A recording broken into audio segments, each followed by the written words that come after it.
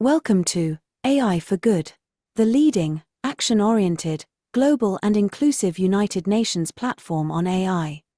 Organized by the International Telecommunication Union, the United Nations Agency for Digital Technologies, in partnership with 50+ UN sister organizations and co-convened with Switzerland. The goal of AI for Good is to unlock AI's potential to serve humanity. In today's AI for Good event, we are counting on you to use the live video wall feature to ask questions and post comments to help create an engaging discussion. We encourage you to stay until the end to chat, connect, ask questions, and network with our distinguished facilitators and world-class AI experts in the neural network. It is now time to kick off the session and welcome our first speaker. The floor is yours.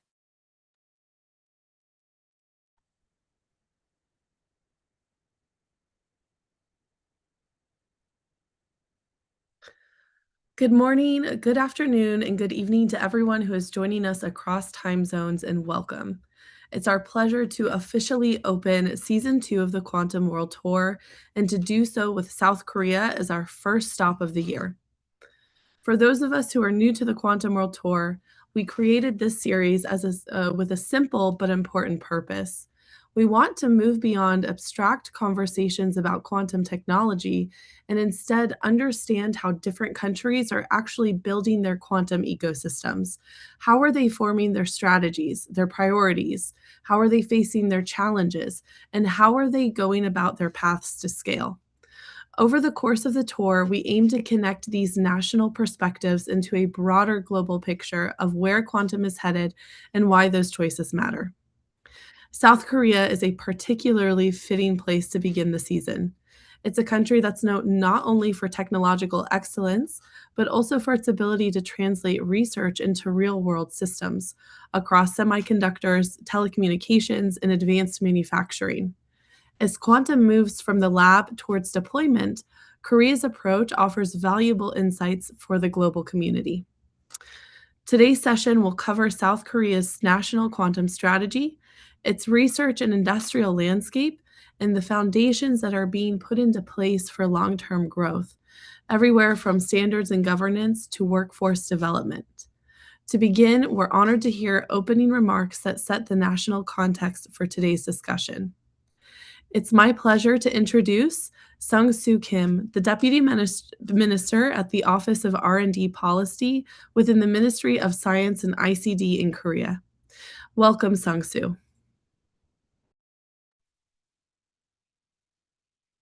Thank you. Thank you, Ms. Sarah Shuker.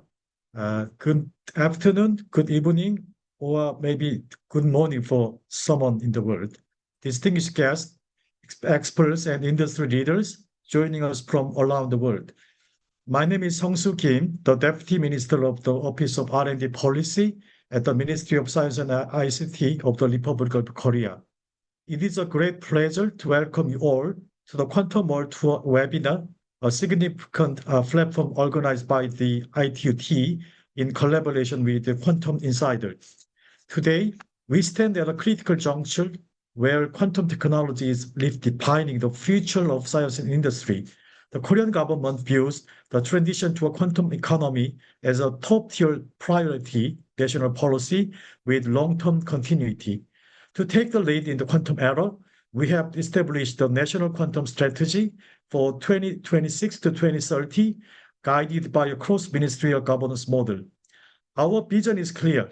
Korea will lead the next AI era with quantum technology. We are moving beyond the digital frontier to secure a leading position in the global quantum landscape. In today's session, we'll share Korea's comprehensive efforts to build a robust quantum ecosystem. This includes our national quantum strategy roadmap and public-private partnership models, as well as the bold challenges taken by startups with innovative solutions. We'll also highlight our initiatives for nurturing talent in quantum engineering, which serves as the foundation for sustainable growth. As we navigate this quantum era, broad international collaboration and strategic solidarity are more important than ever. Korea is dedicated to contributing to a sustainable global quantum ecosystem and taking a leading role in international standardization through the ITU-T. Following my remarks, our director, Mr. Shim, will present the specific strategic tasks of our comprehensive plan in more detail. I hope today's session serves as a catalyst for practical collaboration and strengthens our partnership for a prosperous quantum future for all. Thank you very much. Thank you, Sung-Soo, for those opening remarks. And now I'd also love to welcome Ju-Sop Sin, the Director of the Quantum Technology Division at the Ministry of Science and ICT for the National Quantum Strategy.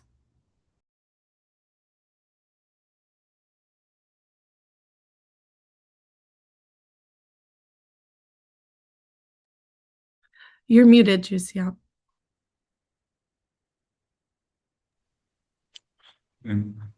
Good day, everyone. I'm Ju-Sop Shin, Director of Quantum Technology Division at Korea's Ministry of Science and ICT. I'd like to give you a brief overview of Korea's quantum ecosystem, focusing on our policy evolution, strategic priorities, and how we advance quantum together with AI. This slide outlines the evolution of Korea's quantum policy since 2019. Since 2019, Korea's quantum policy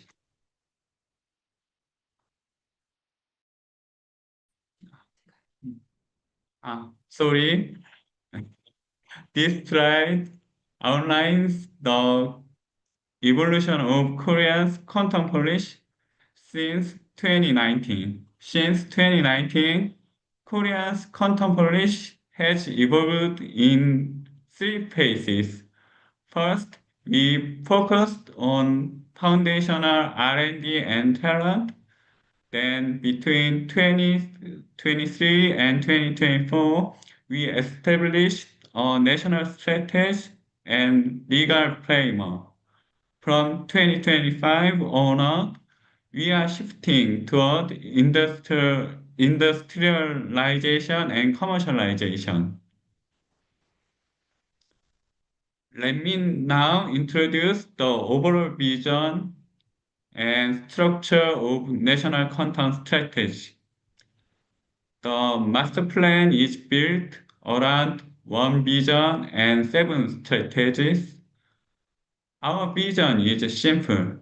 Korea leading next AI through quantum technology. Based on this, we define three domain strategies and four foundational strategies, which I'll briefly walk you through. First, I'll begin with our strategy for quantum computing. Our goal is to develop a full-stack quantum computer. To do this, we strengthen core technology, system integration, and manufacturing capabilities while ensuring stable and scalable infrastructure. Building on that, this slide focuses on our strategy for quantum AI convergence. We are building a national quantum AI convergence infrastructure.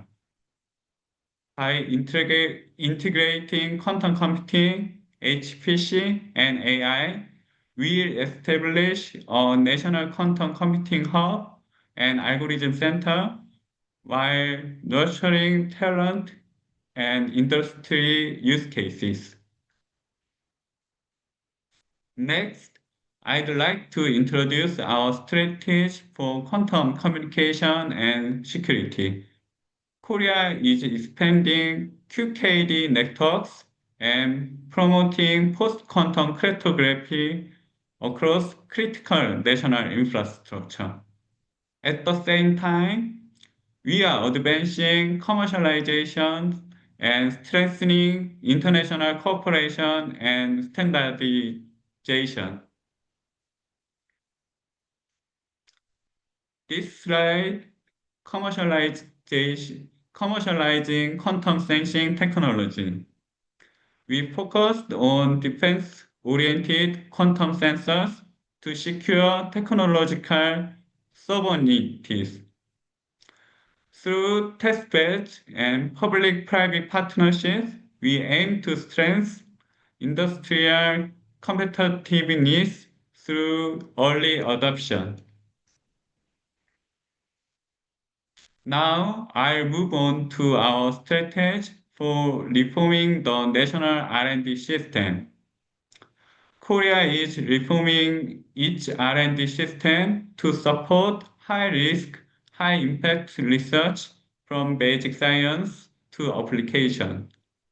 This includes mission-oriented programs like K-Moonshan and the establishment of a National Quantum Research Institute. This slide outlines how Korea is building a globally competitive quantum industry ecosystem. Korea is building region-based quantum clusters and a global quantum hub to attract leading companies. A dedicated quantum fund and full cycle support will accelerate commercialization and global growth. Next, I'll briefly explain our approach to developing the quantum workforce. We are expanding quantum education while enabling talent transition from related industries. This applied workforce strategy is key to accelerating industrial adoption. Finally, this slide highlights Korea's strategy for strengthening global cooperation. Korea is strengthening global cooperation across government, industry, and international partners. Through this, we aim to lead standardization, secure supply chains, and ensure trusted deployment of quantum technologies. Let me conclude with a brief summary.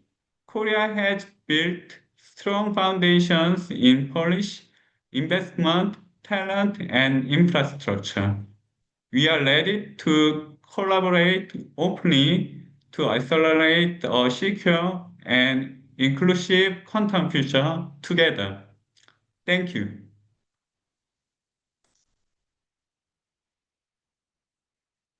Thank you, Director Sim, for that clear overview of Korea's national quantum strategy and for walking us through how Korea is really moving from foundational research into industrialization and commercialization. What really shows through is this deliberate progression from early investment in talent and core research to legal and policy foundations, and now towards scaling to real-world applications. It's a reminder for all of us that building a quantum ecosystem goes beyond the technology itself and really is about sequencing, coordination, and long-term vision, which brings us to our first panel discussion. If the national strategy defines where Korea is going, this next conversation will explore how that vision is being realized across research institutions, national laboratories, applied science, at the intersection of strategy, science, and scale. I'm pleased to welcome our panelists for Korea's strategy, science, and scale. So we have joining us first Jin-hee Kim, the director of the K-Quantum International Cooperation Office at the Korea Research Institute of Standards and Science. Also, Jung-jin Ju, principal researcher in the Quantum Technology Research Division at the Electronics and Telecommunications Research Institute. And finally, Jun-young Seo, senior manager at SK Telecom. Welcome. Make sure we have everyone here. Perfect. Welcome, everyone. All right, so we've heard our opening remarks. We've heard more about Korea's national strategy. Now I really want to get down into a bit more granular. So, in building a quantum ecosystem, my first question to each of you is what unique challenges or advantages does South Korea face? So, consider size, talent pool, industrial base, etc. And how are these influencing your approach to quantum development? Okay, I'll say comment on this issue. As you may know, we are the latecomer in this field. We start the serious investment starting the 2018, probably. So we have a relatively weak ecosystem in quantum technology. But we have a strong ecosystem in both the semiconductor and optics. And we have many small and medium-sized companies, which makes the precision part and component, which can be used for the quantum computer, especially in device-based quantum computer and also optics-based quantum computer. So our government made the national program to accelerate the shift of this non-quantum company into the more dive into the quantum industry. So we launched the QX program several years ago to accelerate the transformation of the industry. So another strong point of our nation is our workforce talent pool. We have launched the National Quantum Graduate School 4 years ago. We have designated 3 quantum graduate school. And from this year, we have the several tens of the graduate, which is well-trained and skilled talents. So I guess some of them will go abroad to work in the big tech company like the IBM or Google, and some will continue their career in the National Institute, but some will they open their own company. So I guess these well-trained talents will be very helpful for our ecosystem and will be a very good asset in Korea. Thank you very much. Absolutely. Thank you, Jinhee Kim. I think this is actually a really important point that you touched on is the fact that you invested in the workforce and developing the talent early. So you mentioned 3 years ago.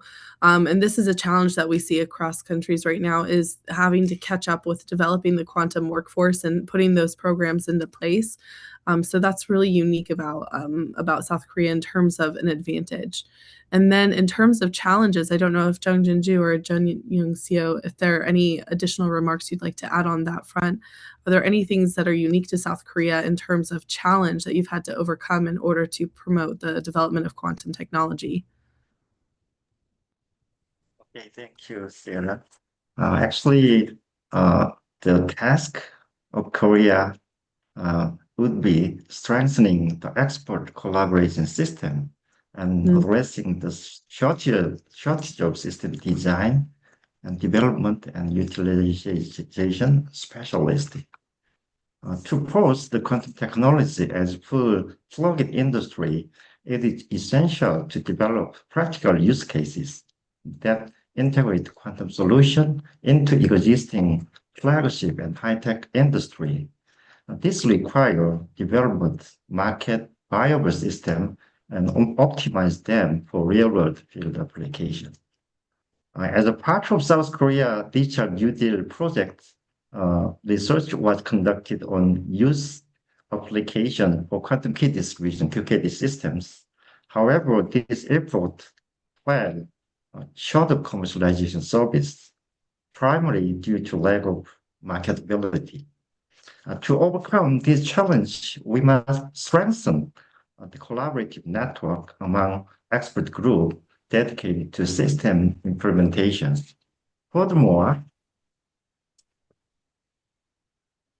it is imperative to simultaneously mature the value chain for materials, device, and also equipment to ensure a sustainable industrial ecosystem. I'd like to point out strengths of South Korea. South Korea have a distinct advantage in diverse range of flagship and high-tech industry. South Korea is home to world-class flagship industry, including semiconductor, defense, automotive, and shipbuilding as well. And also cutting-edge sectors such as biohealth, space, and energy is very strong industry of Korea. The comprehensive industrial infrastructure provide an exceptional foundation for fostering the growth of quantum technology as a full-fledged industry. So with this strong point, I can say impact on quantum development. In industrial evolution, the adoption readiness of new technology serve as primary driver of its development. South Korea, which possess a wealth of demand-side industry, where quantum technology is highly likely to be integrated, is expected to exert a significant influence. This environment enable quantum technology to be applied as a system and directly implemented in industrial field, thereby driving industrial growth. Most importantly, South Korea has a significant impact by enabling rapid testing of technology, market, entry potential. This significantly reduces the time required to optimize for initial launch and subsequent growth of the quantum industry. Thank you. Thank you, Jungtin. I especially love that you mentioned global collaboration in order to also drive the quantum use cases domestically, which is really great. And I'm curious, along those same lines, in South Korea's view, where is the right balance between building sovereign quantum capability and also building deep international collaboration?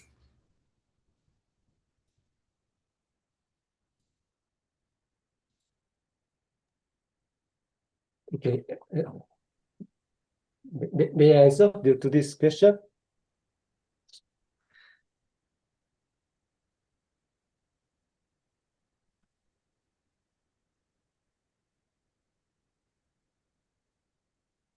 So you mentioned the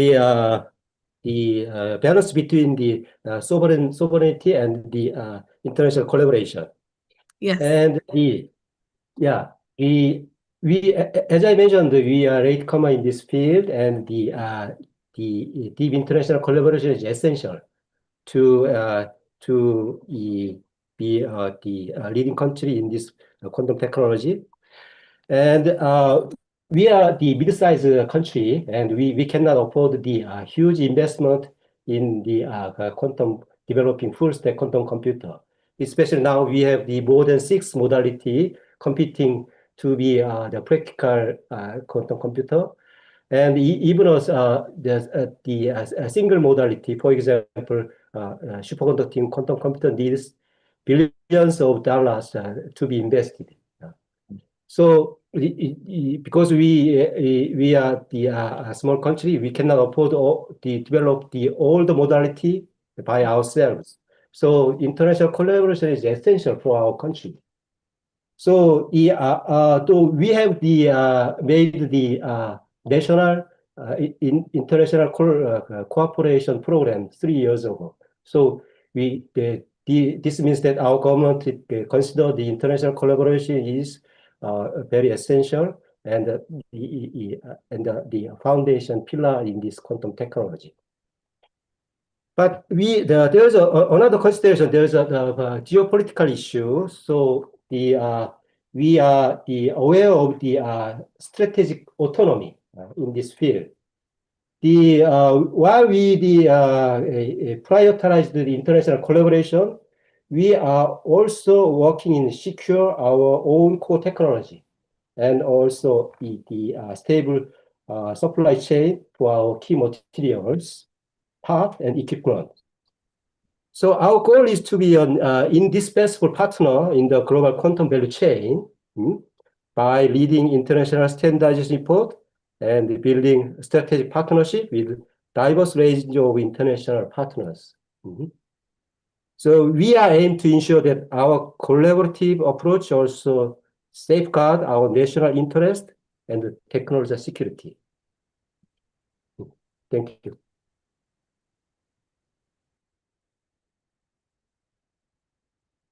Thank you, Jinhee. I especially love that you pointed out that being a smaller country, it doesn't make sense to actually focus on building all of the modalities, but to specialize. And I really think that this makes sense. Something that we've talked about in previous episodes is that it's not necessary for each country to cover the broad range of quantum technology. They don't need to have every piece, every single modality, but it actually makes a lot of sense when a nation actually has this intention to specialize and focus on the hardware that makes sense with the infrastructure that's already in place.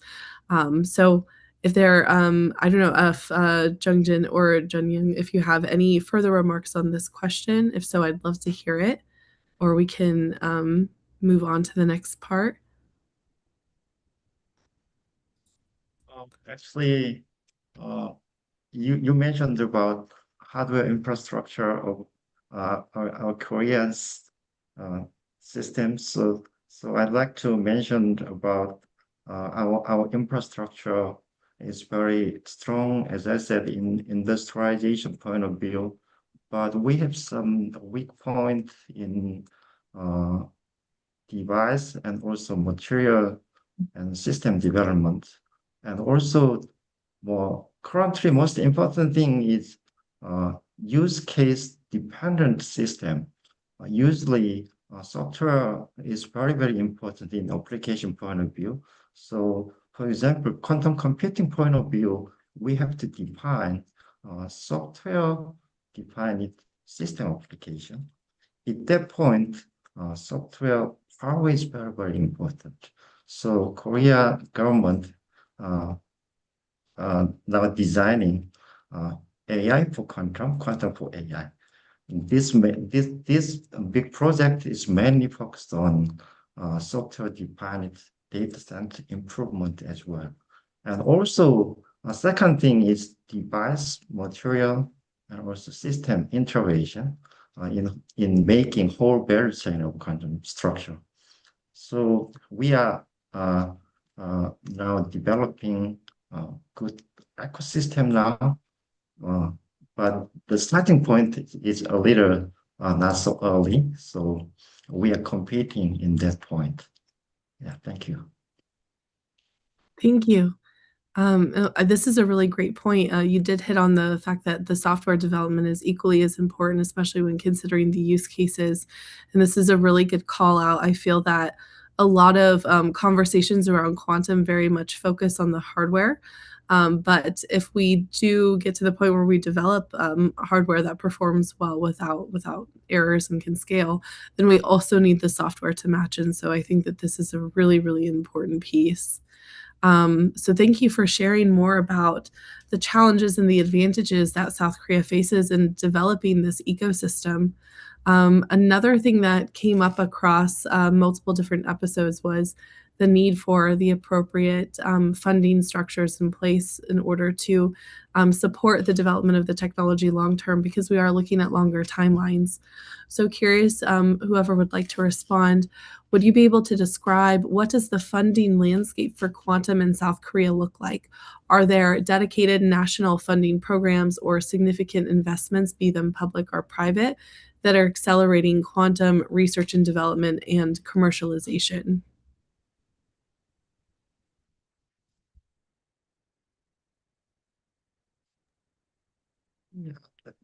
Dr. Jenny Kim, please say Okay. you first. Okay. Yeah, we are investing 3 trillion Korean won, corresponding to about 2.2 billion US dollar until 2035. Our aim is to be a leading country in quantum technology. And our investment is legally supported by the Quantum Act, which is enacted in November 2024. And our strategy centers on 3 key initiatives. First one is K Moonshot project. for mission-oriented R&D. It was within the Joseph Sim's the PowerPoint. And we also try to make the good quantum ecosystem and invest on the quantum industrial fund to scale up the startups. So we are very eager to grow the many startups in quantum technology. And we also are going to make the regional the cluster, which is, we are ready to make making some several regional hubs across the country. And all this aim is to make our quantum ecosystem more reliable and more competitive. So as our government investment in this field increased very fast, more than 50% increase last year. And until now, we are more focused on the research R&D program, but we are now shifting more the industrialization and commercialization, and make the helpful the quantum ecosystem. So I guess our public investment is increasing, but we also expect the private investment by the company are expected to be grow in the coming years. Thank you. I'd like to add a little bit more. Actually, quantum advantage and large-scale quantum advantage implementation and also large-scale investment is closely connected in public sector and private sector as well. So in that point, the quantum cluster technology development project, it is mainly operated by a regional area, is a flagship initiative involving collaborative investment from the public and regional and also private sector, which is scheduled to commence in 2026. Furthermore, the government plans to advance the development of practical technology aligned with industrial demand by promoting the K-Winsha project, as Joseph Kim explained in his slide. Okay, thank you. Thank you both. Yes, so there is this national strategy in place, and Jinhee mentioned that this is very much focused around research and development. And in order to invest in research and development long term, of course, we do need this very central strategy. And also there's this additional regional initiative as well. So I'm curious, Jun Young, from the commercial or industry perspective, what are your thoughts on the funding landscape for quantum in South Korea? Yes, personally, I think the quantum industry in Korea, South Korea, is are very active, and especially the governments drive the quantum industries since 2023, and maybe the registered and the act and the quantum act, and then is the made a plan for the comprehensive strategy for the quantum, and then they drive and also they made an investment, and is the $2.3 billion, and yeah, so and I think it is in the private sectors we fully collaborate and drive by that is the government's direction, especially the quantum communication, especially the SK Telecom began the quantum communication since 2011, more than 25 years. However, still we have the weak point in there is the quantum computing. I think it's this. But in early stage, I think it is the most the quantum domain is the early stage, and early stage what we want to materialize the or industrialize the quantum technology very soon. However, I think it takes takes a very long time, and then the materialize the concept, and then the commercialize, and they need to prove the concept and verify the value creation, and that is the important thing in the private sector. And the verification of the value creation as the requiring the industrialization and commercialization, I think so. But however, I think it is a very early stage. From the point of view in industrialization and commercialization, so we need I think it is the South Korean government approach, and they set up the vision and strategy, and they drive the private and research, and that is a very great approach in the quantum domain, I think. So we need time.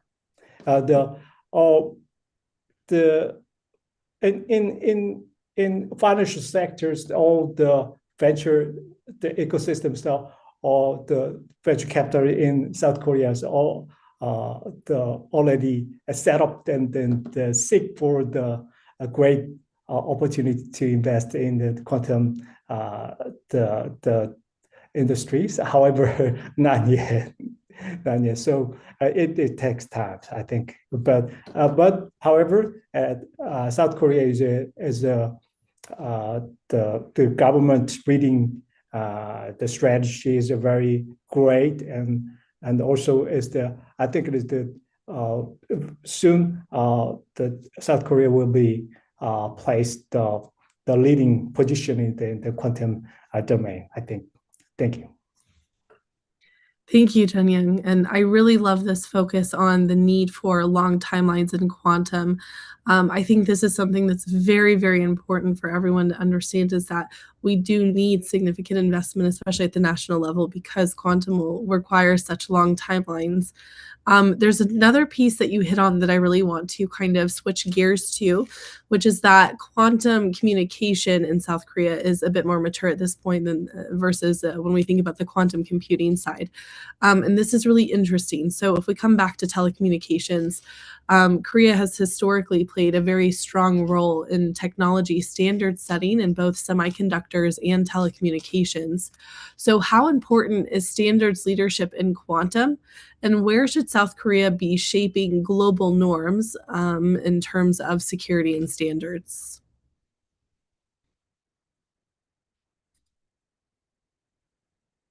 Yeah, I think it's better Jung Jin-ju to answer this question. He's expert in this the quantum communication.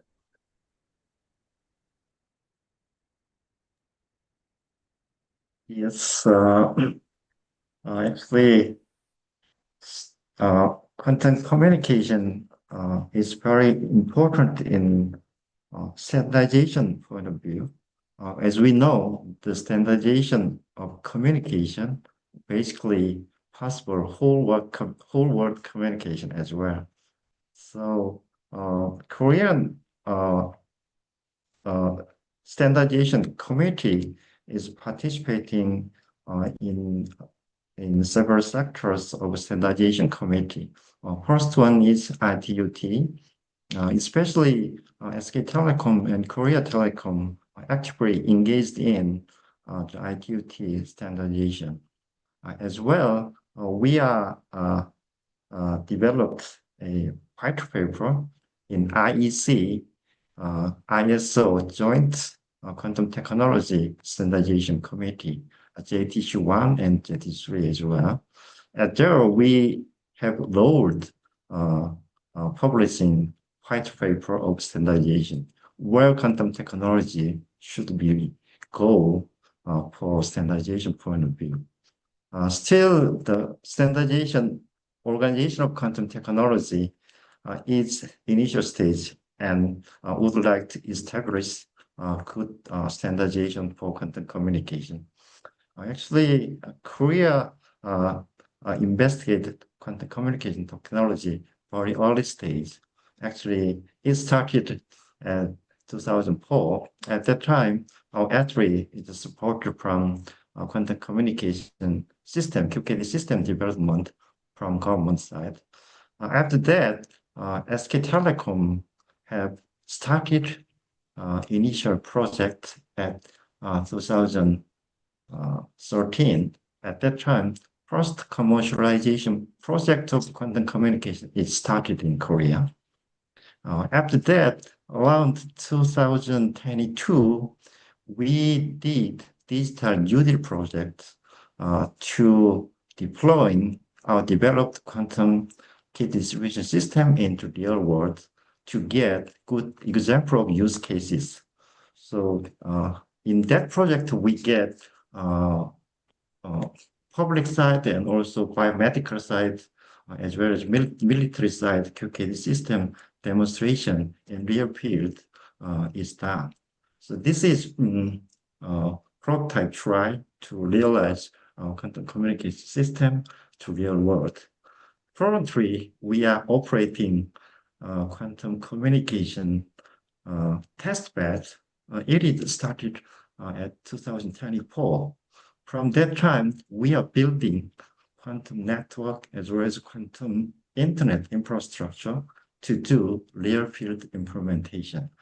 That consortium, many industry side, for example, SK Broadband, SK, and also Korea Telecom, LG Uplus, all Korean big companies is joined together and work together as well with Chris and Atri, and also many academic areas as well.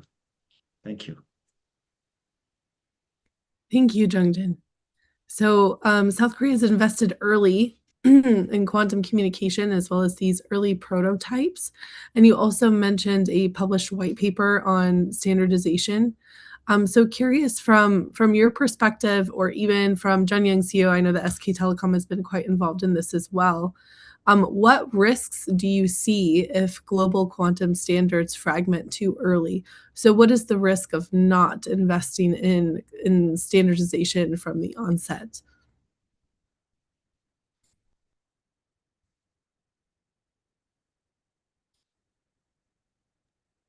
Okay. There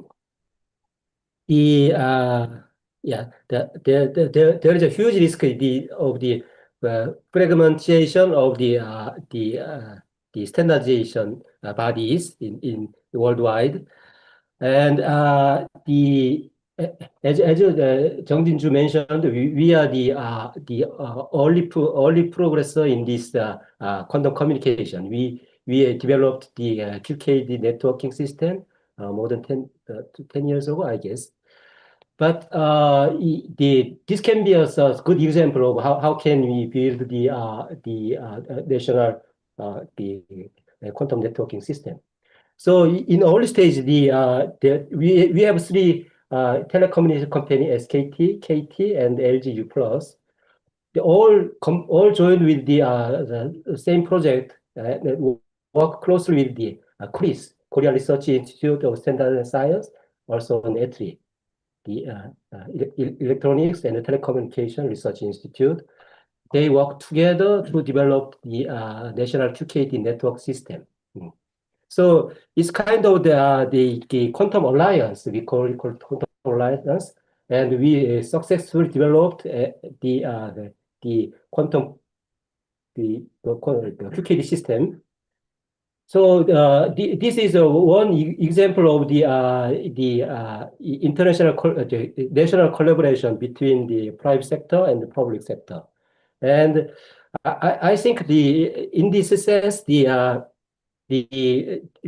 now facing the many standardization bodies, including JTC1, JTC3, and also IEEE. and the JTC 22 in Europe and also SC. They all are involved in the standardization of quantum technology. But we need some kind of harmonization of these all different bodies and close the talk between them. So we are to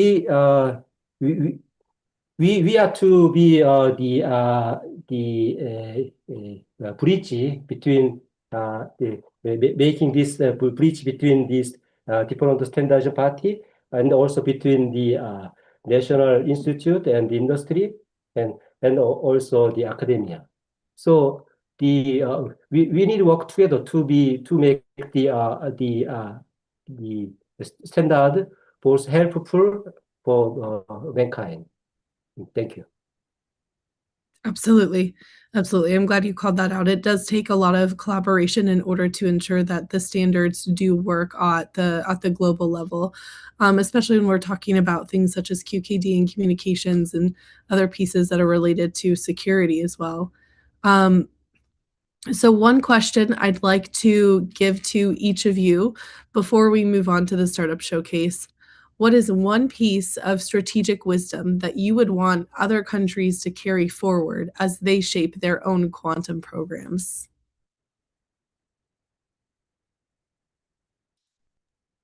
Yeah, I think the most important key element in this quantum technology is I guess, the talent and workforce. So in the long run, if you have more talent and well-trained, the skillful person, you can be the final winner, I guess. So we need to invest more on the workforce growth and education and nurturing talent. Thank you. Thank you, Jinhee. Yeah, okay.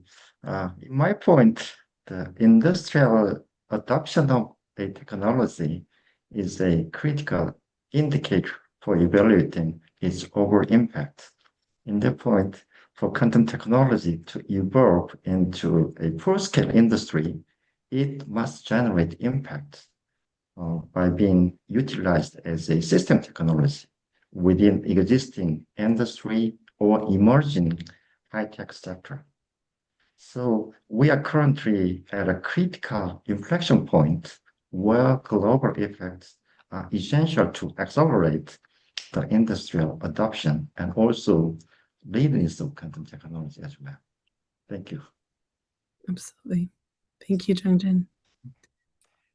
Well, I think that the one piece of strategy wisdom is the take the long-term perspective on quantum with the clear vision and the framework and governance. And yeah, so that is the fundamental things in quantum domain. I think that's because it takes a very long time to materialize and visualize the advocacy on value in and industrialize. So it takes we need to persevere to the invest R&D and then is the commit the investment and the pull up the talent and then these cycles maybe the possible that each country's next future quantum domain, I think. Thank you. Thank you all. So we have a focus on talent and workforce, industrial adoption of technology, and then also long-term perspective and long-term vision, all which are absolutely essential. So thank you, Jinhee, Jungjin, and Junyoung for this very thoughtful discussion on strategy, science, and scale. Absolutely what stands out is this intentional focus. So instead of needing to build every modality of quantum technology, but rather focus on the specialization, which is really grounded in existing industrial strengths. And this can really be a strategic advantage over time and not a limitation. So we also heard a lot about the fact that quantum progress is not just a hardware challenge. Software, systems integration, all of these, as well as clearly defined use cases, are just as critical if quantum technologies are going to move from research environments into real world impact. So that balance between hardware capability and software readiness really came across today. As well as the focus on long-term funding. The legal frameworks like the Quantum Act, the regional clusters, the early investment standards, each of these show that Korea is thinking about quantum as a sustained national capability, one that obviously requires coordination across government, research, and industry. So thank you all for the discussion. It was very useful in getting a clearer picture of how South Korea is building its ecosystem. So with all of that context, it now makes sense to move from strategy and infrastructure into execution and entrepreneurship. So next up is the Startup Showcase. I'm pleased to introduce our next guest, and we're going to start with Jay Kim, the Chief Operating Officer at Kinova Computing. So welcome, Jay. Looking forward to hearing more about Kinova. Thank you, Thea.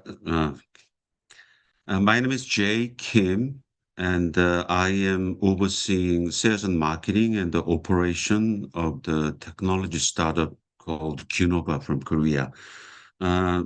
It's a pleasure, and I am honored to represent my company and the products and technology in this important event of a Quantum World Tour to start the new year. And today I'm going to talk about Qnova's main flagship product called HiBQE and our achievement along the years and the short-term future roadmap and the milestone we are planning to get. Let me share my screen first of all.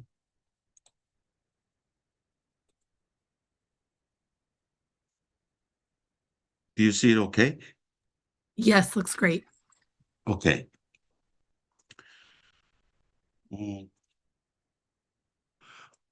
Along the years of a quantum industry and the development of an ecosystem, there has been a hype and many stories about the definition of a quantum advantage. And I'm going to explain what it means and what we have achieved in terms of the quantum advantage.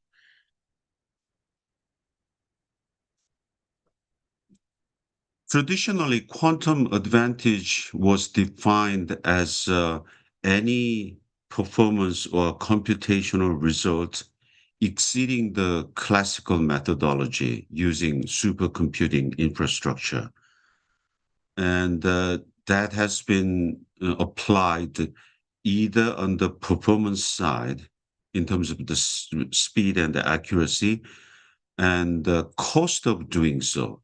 So when you achieve the cost benefit or more accurate and the faster result of a computation, then you can claim that you have achieved the quantum advantage. And 2024 June, in the event called Quantum Korea, which happened in Seoul, Korea, Qnova was able to demonstrate 20 to 32 qubit size problem solving using the NISQ infrastructure. When we say NISQ machine, I'm sure everybody in the quantum industry knows that. It means noisy intermediate scalable quantum computer. So until the time we can see the fault-tolerant perfect quantum computer, today's quantum machines spit out errors due to the nature of a qubit characteristic. And the Qnova was able to develop the algorithm which can shut out any type of errors components from the calculation by using the handover methodology between classical computing and the quantum computing, so that we were able to achieve quantum advantage in the current NISQ environment. That is the very unique milestone and achievement QNOVA has been doing so far. And there are many organizations or companies who are claiming that they achieved quantum advantage, but some of them are not with the chemical accuracy in a computational chemistry solving problem. When we say chemical accuracy, we are talking about the 1.6 millihartry, which is a 1 kilocalorie per mole level of errors defined in the chemical domain. And QNOVA's high VQE algorithm were able to solve the problem underneath the level of a chemical accuracy of 1.6 millihartry. I'm going to talk about it later and cover that topic.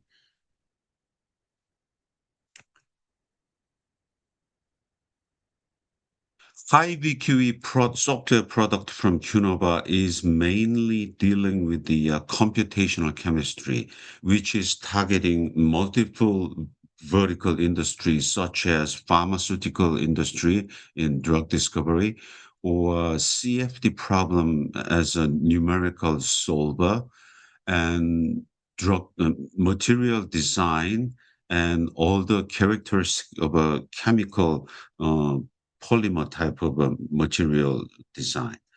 So quantum advantage in chemistry is very important only if you acquire chemical accuracy, which I explained that you need to get the 1.6 millihartry or on the level of accuracy. And many companies have been doing so, but it's actually driving out the question that can quantum computing really find the same accurate energy faster and quicker?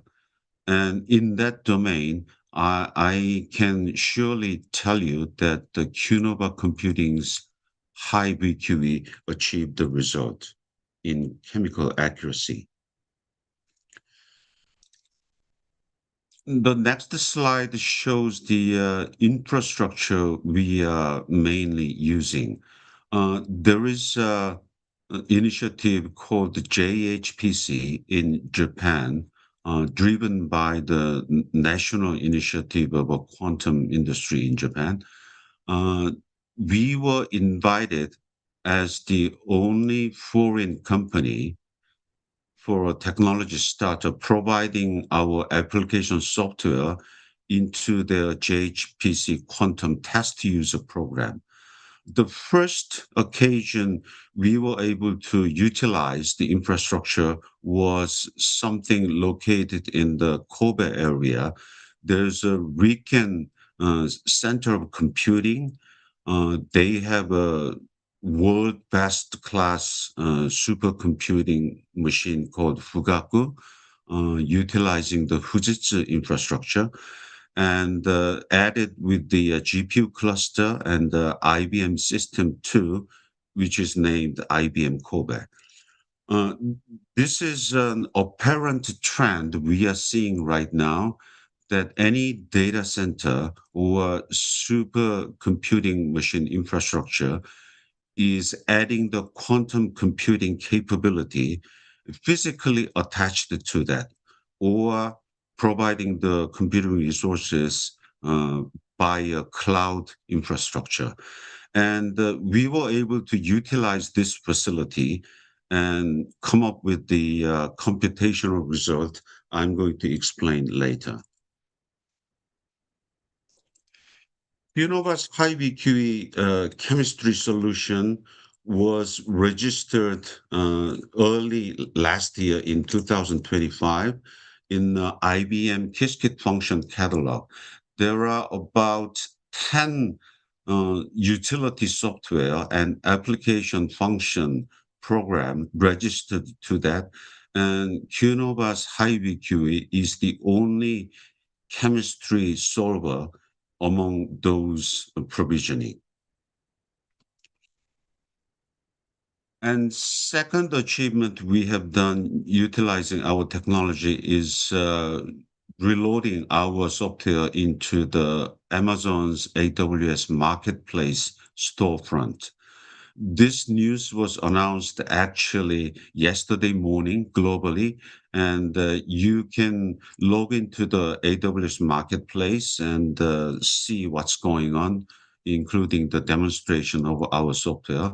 And you can also search, Google search the AWS and QNOVA, and you can see all kinds of press release most recently announced. I'm going to talk about the actual use cases. A couple of them have been done in a recent months. The first one I'm going to explain is about the ion sulfur. And we were utilizing IBM machine on a 40 qubit level computation. And the ion sulfur 2Fe2S is typically used in an electron transfer protein or biosensor or artificial catalyst.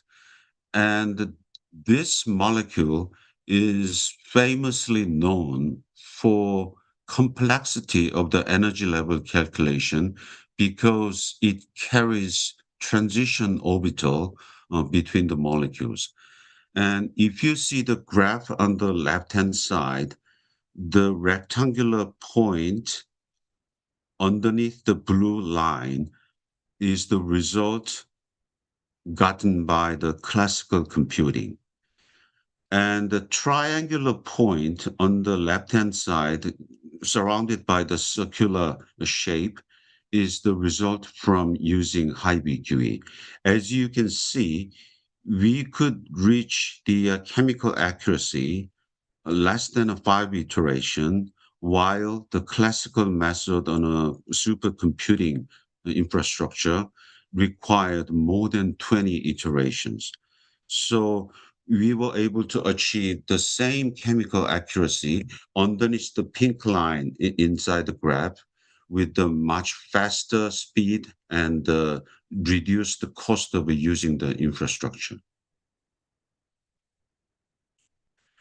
The second example I'm showing right here is the nitrogen dimer.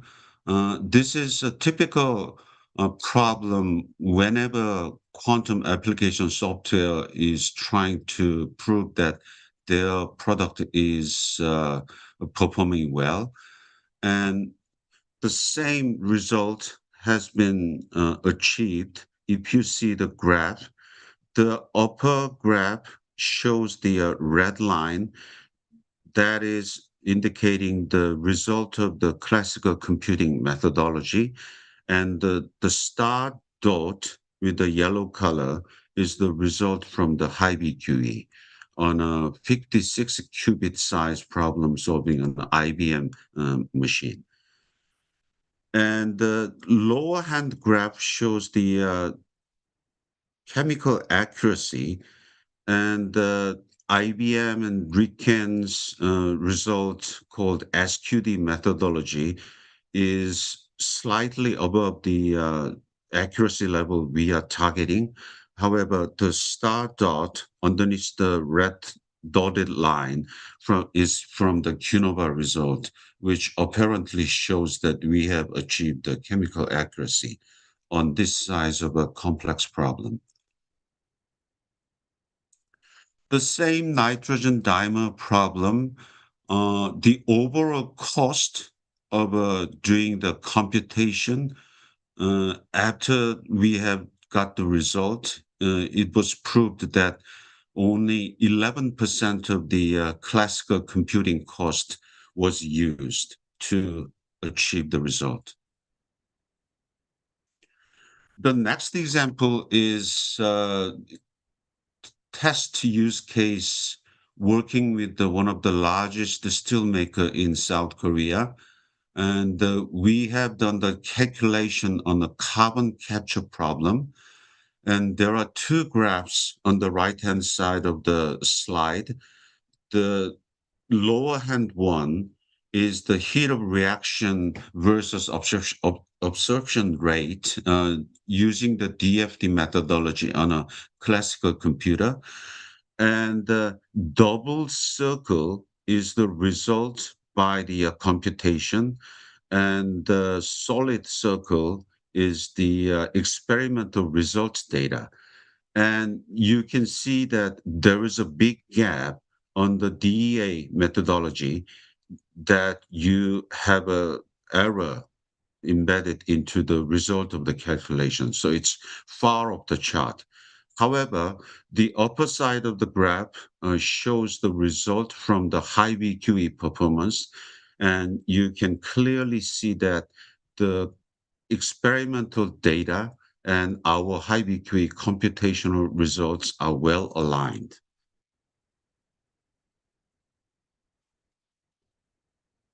The next slide is the summary and the excerpt from the quantum advantage tracker, which is driven by IBM these days. And we have put in our performance result in the middle. If you see the second column denoting the high VQE, there is a lithium sulfur battery problem, water molecule, and the iron porphyrin computation using 20 to 24 qubit size, achieving the chemical accuracy. That is released in the archive paper, which is the link on the right-hand side column. If you see down under, sometime later in 2025, Continuum using QPE algorithm and the SQD from IBM collaborating with the Weekend organization, they have also claimed the quantum advantage. However, these results are well over the chemical accuracy level.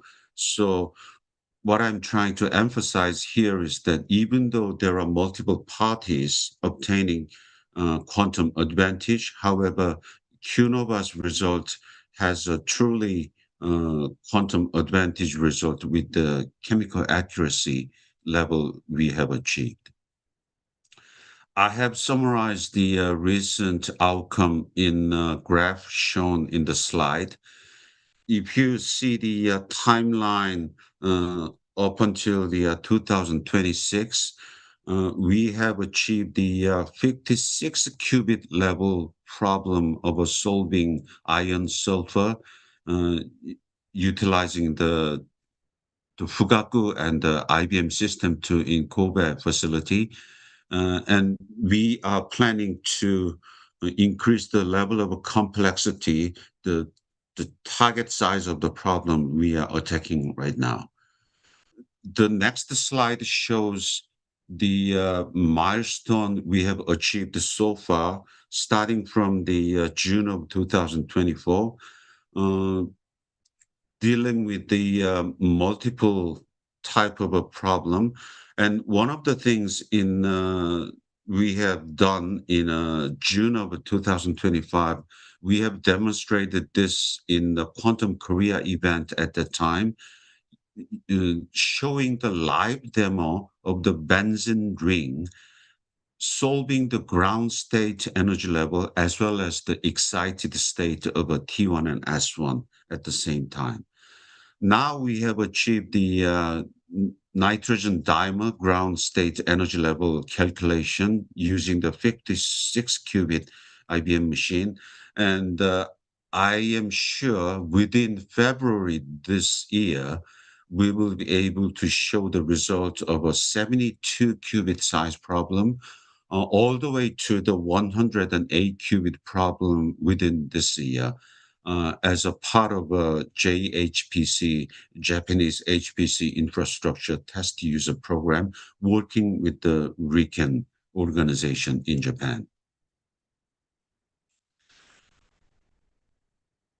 In addition to the computational chemistry solution we have developed so far, due to the nature of excellence of our algorithm, we are able to provide further development in various vertical domains.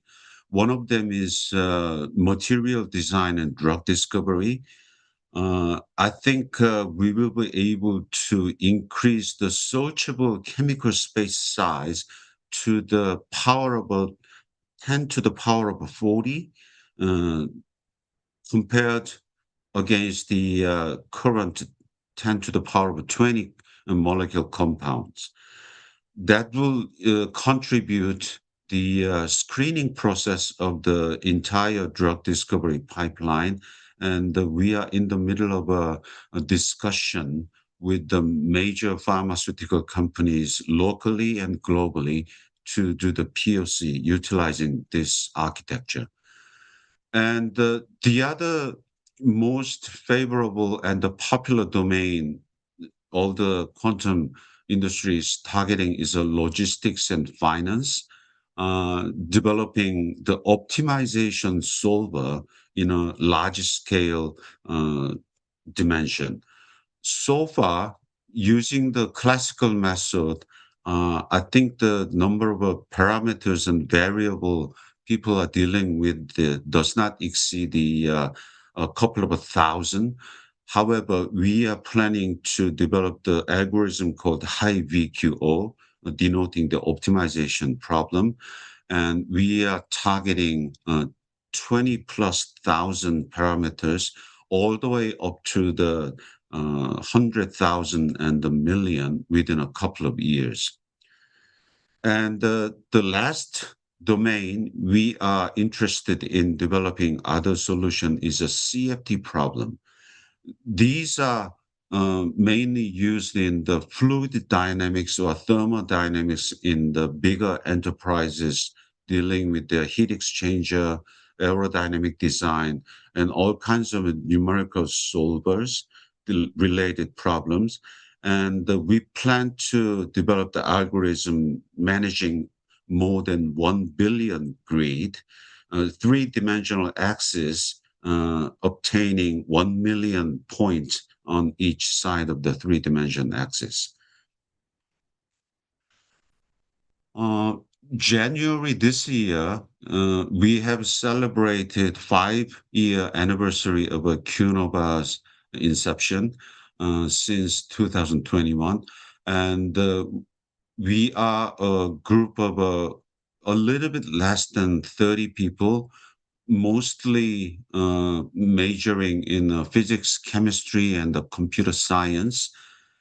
And we plan to raise the fund within this year to expand our footprint in regional cases, including Japan and North America.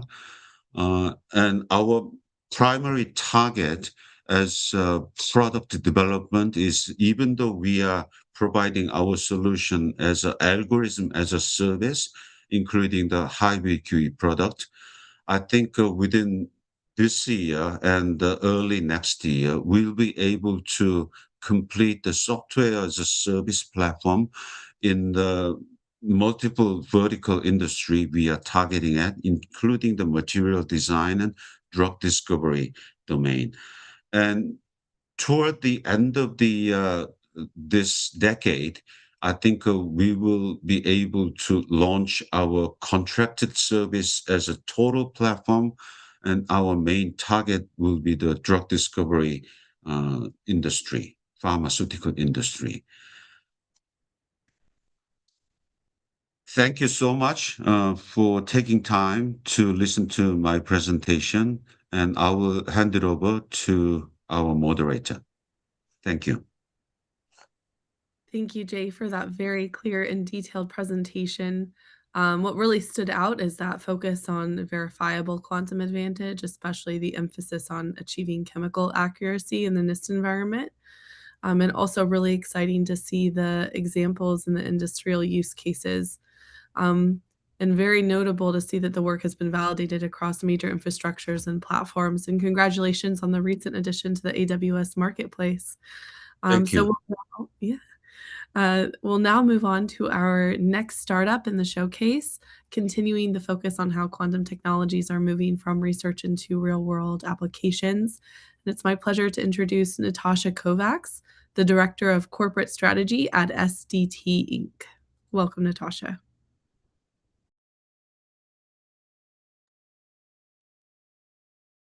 Hi, can everybody see and hear me well? Yes. Great.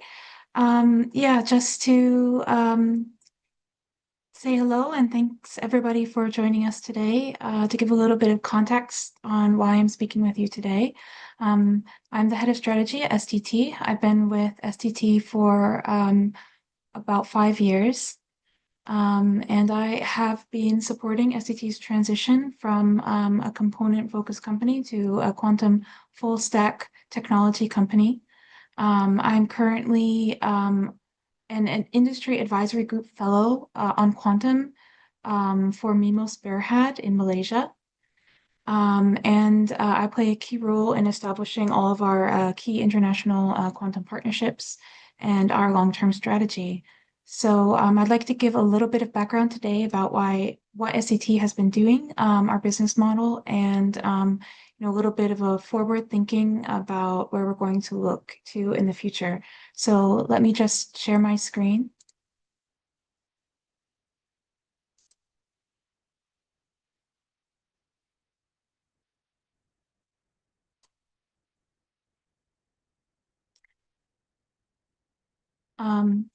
Thank you all for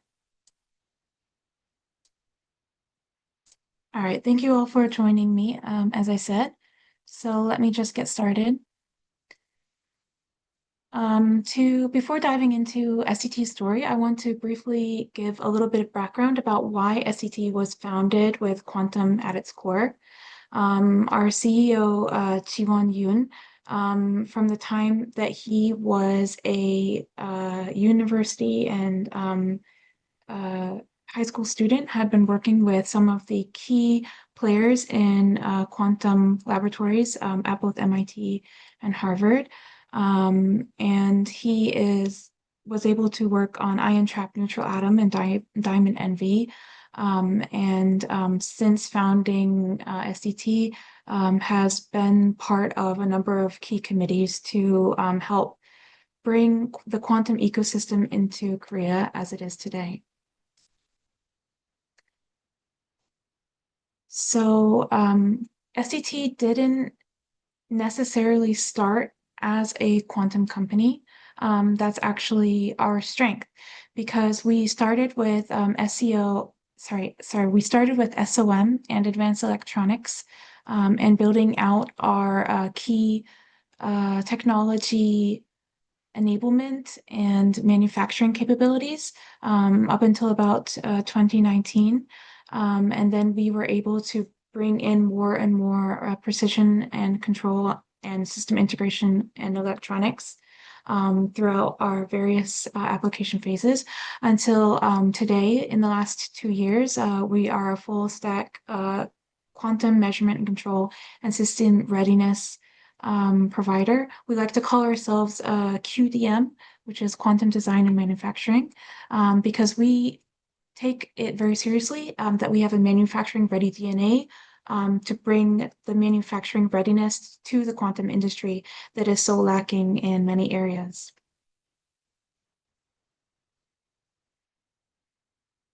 So to understand why SDT positions itself in this way, we need to kind of look at where the global quantum industry is heading and the roadblocks in being able to scale up quantum at a national and a global scale level. So today and in the next few years. We're basically a startup-driven ecosystem. That's why we hear the other speakers talk about roadblocks and things like we're just getting started. We need to figure out the actual use cases in the industry. It's extremely research heavy. It's grant funded. There is growing but limited commercial deployment. And actually in phases 1 and 2, we'll start to see a scale up of all of the commercial adoption for those really interesting use cases giving a quantum advantage. And so we expect in the next 5+ years to start seeing really interesting enterprise level full quantum ecosystem readiness. And I think a lot of the national policies in the EU, in Korea, and in the United States, they're all really expecting that to be sort of the timeline that we see a big scale up of the quantum ecosystem. So this brings us to why we believe that quantum is at a inflection point today. We are not just moving from the feasibility, we're now hitting the commercial relevance point. Because it's both enterprises and governments that are starting to drive demand. And we can see that because starting from June of 2024, there was a huge leap in quantum interest and investments because we started to understand that it's going to be scalable and operable and integratable.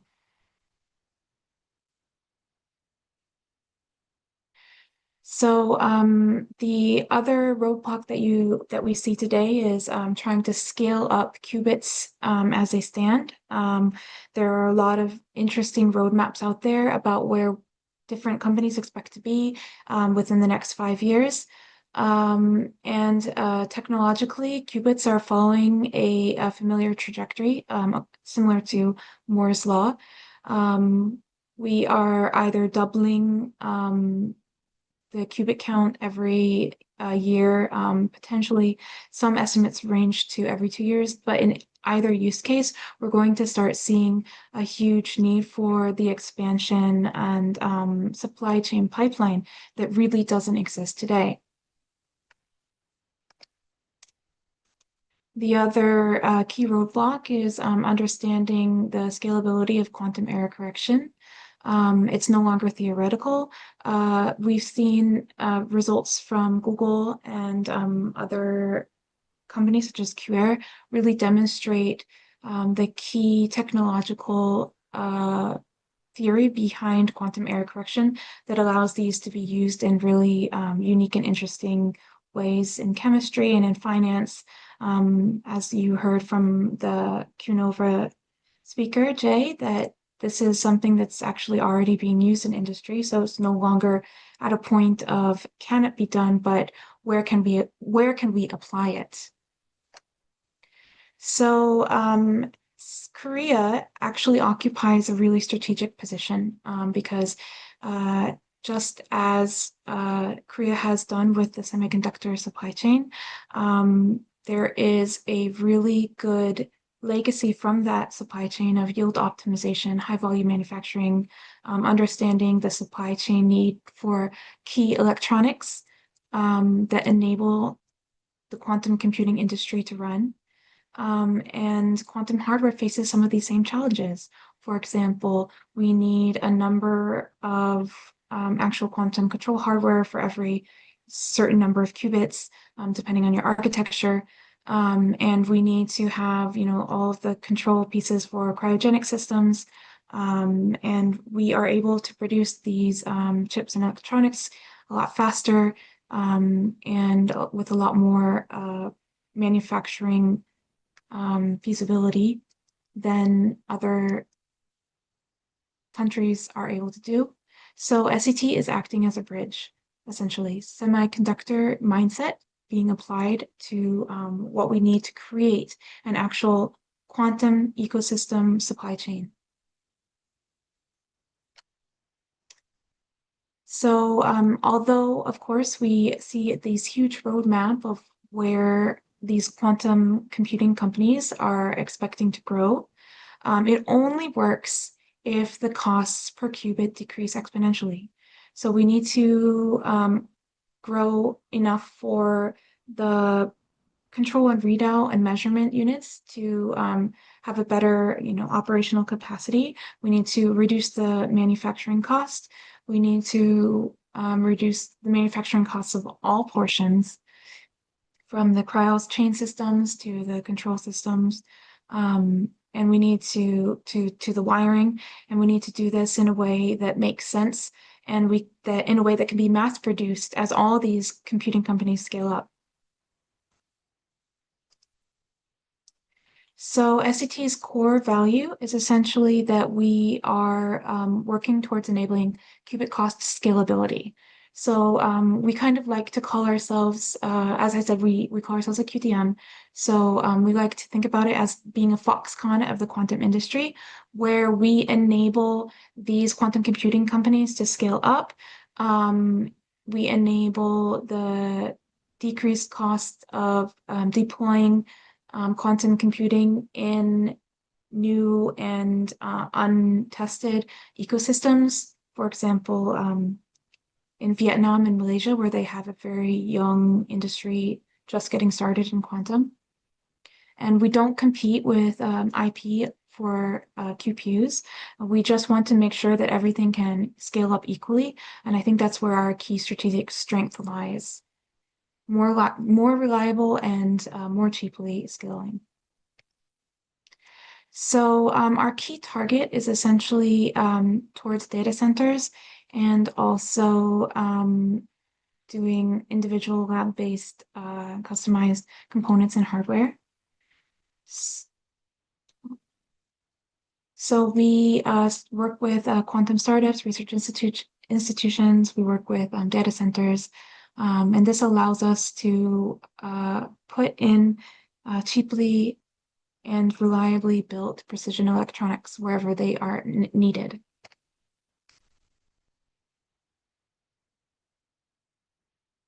So how does this actually work in practice? Practically, it comes together in our hybrid data center model. So SCT provides immersion cooling systems to run CPU and GPU servers. We also provide the cryogenic dilution units called cryorack. We provide the electronics, quantum control units, other key measurements and control electronics if you're looking at different types of qubit platforms. And this allows the user to enable real-time hybrid workloads, and it allows enterprises to jump into their use case research without having to mess around with all of the individual hardware components.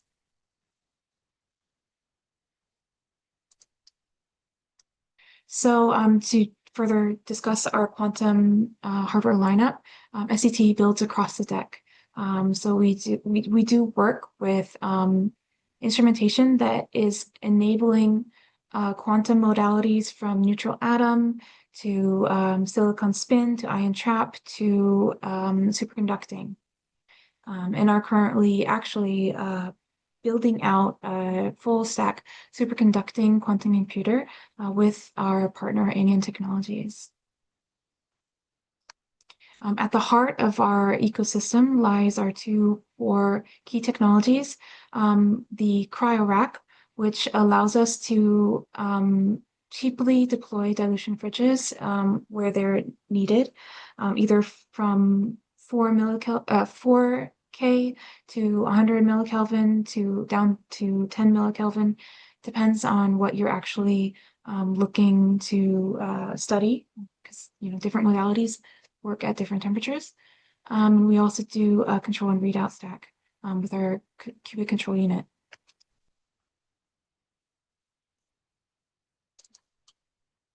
So another core component that we offer is cooling systems to reduce the whole energy workload of a hybrid AI quantum data center.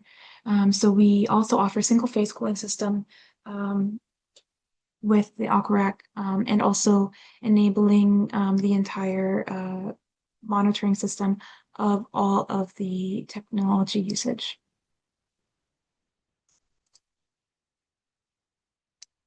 So this this platform that I've discussed, our hardware and technology and even up to full stack computers, it's been supported by Korean national quantum projects.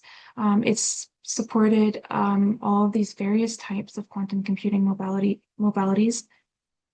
And we also work with Pennyline, Q2Q, and Qiskit on the software side. And we are putting them into one entire qubit control and measurement platform. So we also provide the software enablement in order to use these hardware. So to discuss a little bit more about our software, we integrate these hybrid development. So usage of AI on GPU, QPU, and CPU. We also provide high performance tensor and state vector simulators in order to allow people to do tests and modifications of their quantum algorithms. And we do this in a secure environment, and we generally run it on, Q2Q based AI workflow in an entire coding development environment that allows the end user to just get started right away. So I'm excited to say that, this year it's becomes real. So SET and QI have installed our first computer at a Cheongdam data center, which is shortly to be launched officially next week. This is not the first time that we've released this news. It's already been out in the newspapers, but we are excited to actually have this computer operational. It's a 20 qubit superconducting quantum computer. It's running on all of our hardware. And it will be, available open to the public shortly for quantum computing usage. So not only are we working at home, we're also working abroad. So we're validating this particular sort of QDM data center model globally with our Anion partnerships. We now support a startup incubation partner with Silicon Catalyst in the United States by providing startups with an ecosystem of quantum hardware and cryogenic systems. It helps bring them into the general SET manufacturing ecosystem. We are also working with Malaysia and Vietnam in order to deploy data center ready quantum computing projects with both countries. We're in the process of finalizing some of these contracts right now. So this is all very exciting as well. And we work abroad in the EU as well. We discuss defense use case technology with VTT for both EU borders and Korea use at home as well. And we also are working with Semicon to produce full stack silicon spin quantum computing that we expect to have publicly working actually by the end of this year.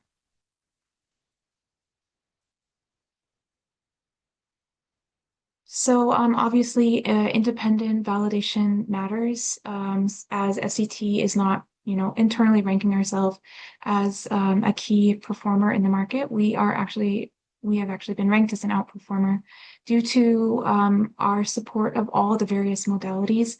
And we take a very agnostic view. We just want to make sure that Korea as a country has the supply chain and manufacturing enabled to support the various modalities and the research that's going on around the world. So finally, ecosystem is, I've mentioned ecosystem a couple of times because it's everything in quantum. It's still a very small community, even though it's global, because we're all working together really diligently to apply and to produce research that shows that quantum is going to become a huge impact, just like AI has already done in the last couple of years. I would like to say that I'm very excited to announce that we are going to be launching a partnership alliance track in the second quarter of this year to officially have alliance partners join with SDT and provide discounts or usage of the electronics that we build in order to help startups and researchers get ready for the quantum worldwide change in the ecosystem.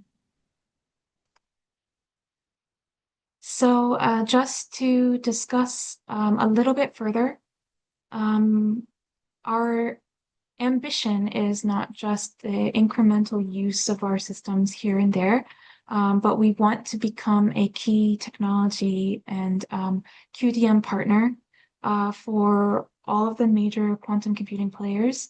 We're already in discussion with most of them for this particular type of business model. We expect to enable and support the growth of the ecosystem here in Korea. We expect to enable the growth of the quantum ecosystem in Asia Pacific as a whole. And we really our end goal is to become the world's largest hybrid computer equipment QDM. And I think based off of our growth and our roadmap that we are on track to achieve this goal. So I just want to thank you all for listening to my presentation today. And yes. Thank you so much, Natasha, for your presentation. Really interested to see SDT's perspective on manufacturing readiness as both a missing but essential layer in the quantum ecosystem. And congratulations on the first computer in the data center next week and also on the Alliance initiative. Very exciting to see SDT's journey. So happy to welcome our next guest, Sungwon Kwok, who's the founder and CEO at Genesis Quantum. So welcome, Sungwon.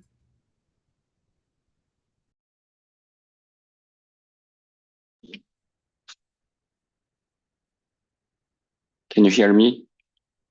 Yes, I can. Yes. So good morning, good afternoon, and good night, everyone. I'm Sean Kwok, founder and CEO of Genesis Quantum.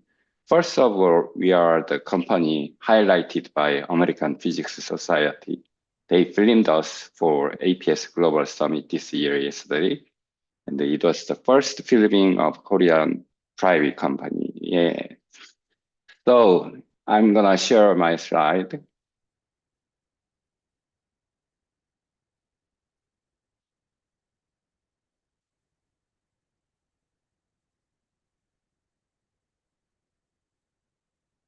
So can you see that? Not yet. Not yet. Let me see. How about this? Yes, now I can. Yeah. So the first line on this deck is simple. Quantum is no longer the future, and it's here, and we are building it. So my background is closely tied to why I'm speaking to ITUT today. In 2011, I built Korea's first industrial quantum lab at SK Telecom with a single objective: take quantum out of papers and into network that people actually operate. So I'm the history of Korean industry, Korean quantum industry. So in 2018, when SK Telecom acquired ID Quantic, the Swiss company, I spent 3 years in Geneva as an EVP. So during that period, I proposed the first ITUT standardization initiative for the QKD and the QRNG. When I heard ITUT told me that we don't have enough people to do this, so I brought global quantum talent into the room so standardization could be started. So, in 2022, I founded Genesis Quantum with the core team I had already built and shipped the quantum system with So across SK Telecom and ID Quantic, and last April, the engineers behind the SPAD technology, many teams rely on, joined us. So Genesis Quantum exists to make the quantum deployable and standard ready, not just demonstrable. So with that context, let me show you what we built and why it matters now. Oops, where is it?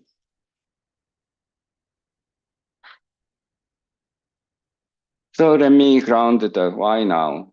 The coming quantum threat is no longer abstract. It is a timing problem. Data that is protected today can be harvested today and decrypted later.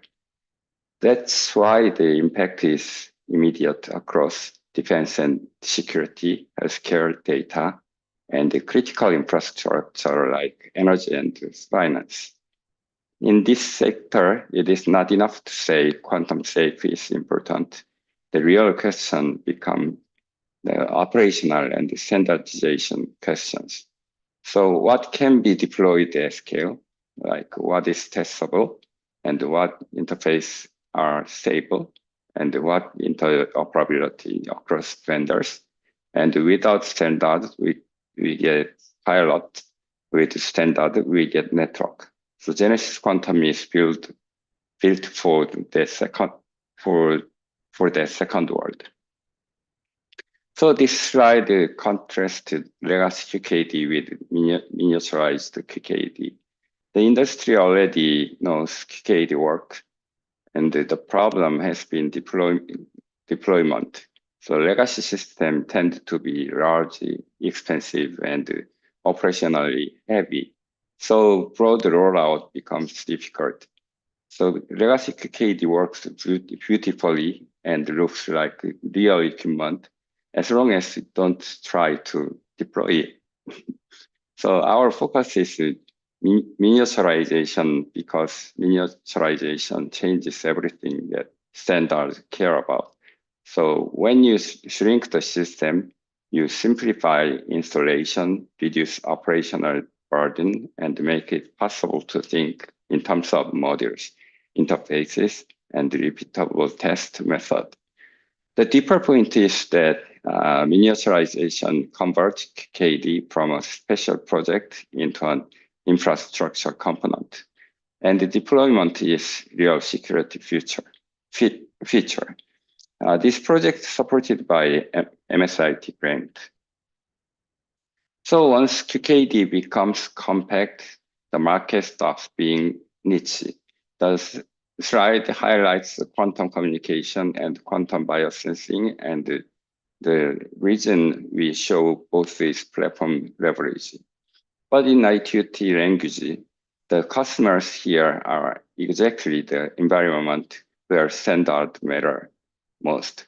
So because they are multi-site, multi-vendor, and long life cycle, in those environments, the question is never, does it work in one lab? The question is, does it work reliably, and does it integrate cleanly? So interoperability is not a feature we add later. It is constraint we start with. So this slide is center of our identity, a single photon detection engine. So one engine, multiple products. Why does that matter for ITUT? Because standardization becomes practical when you have a stable, repeatable core.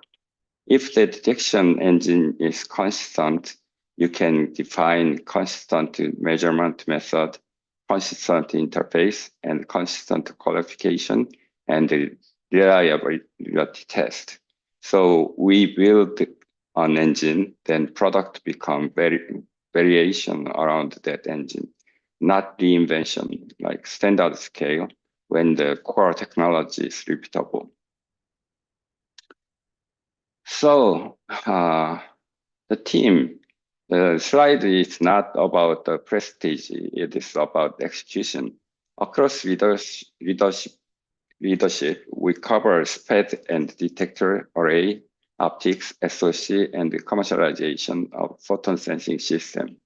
So you have people who have built industrial quantum labs and people who have shipped real quantum components, include QRNG chip and detector modules.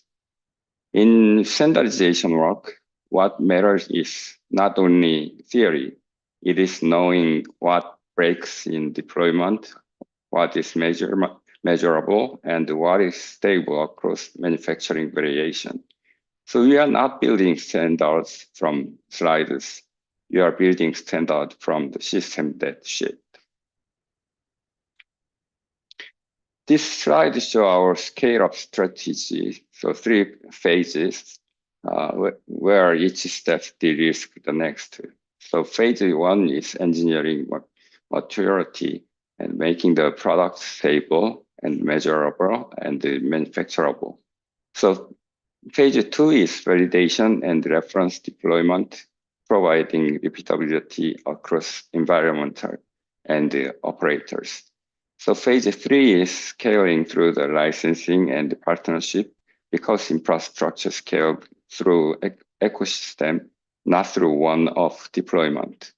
So standard is only real when it survives field conditions.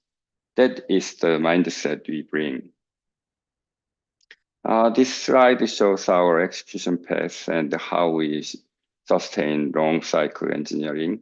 For an ITUT audience, the key message is not the chart itself.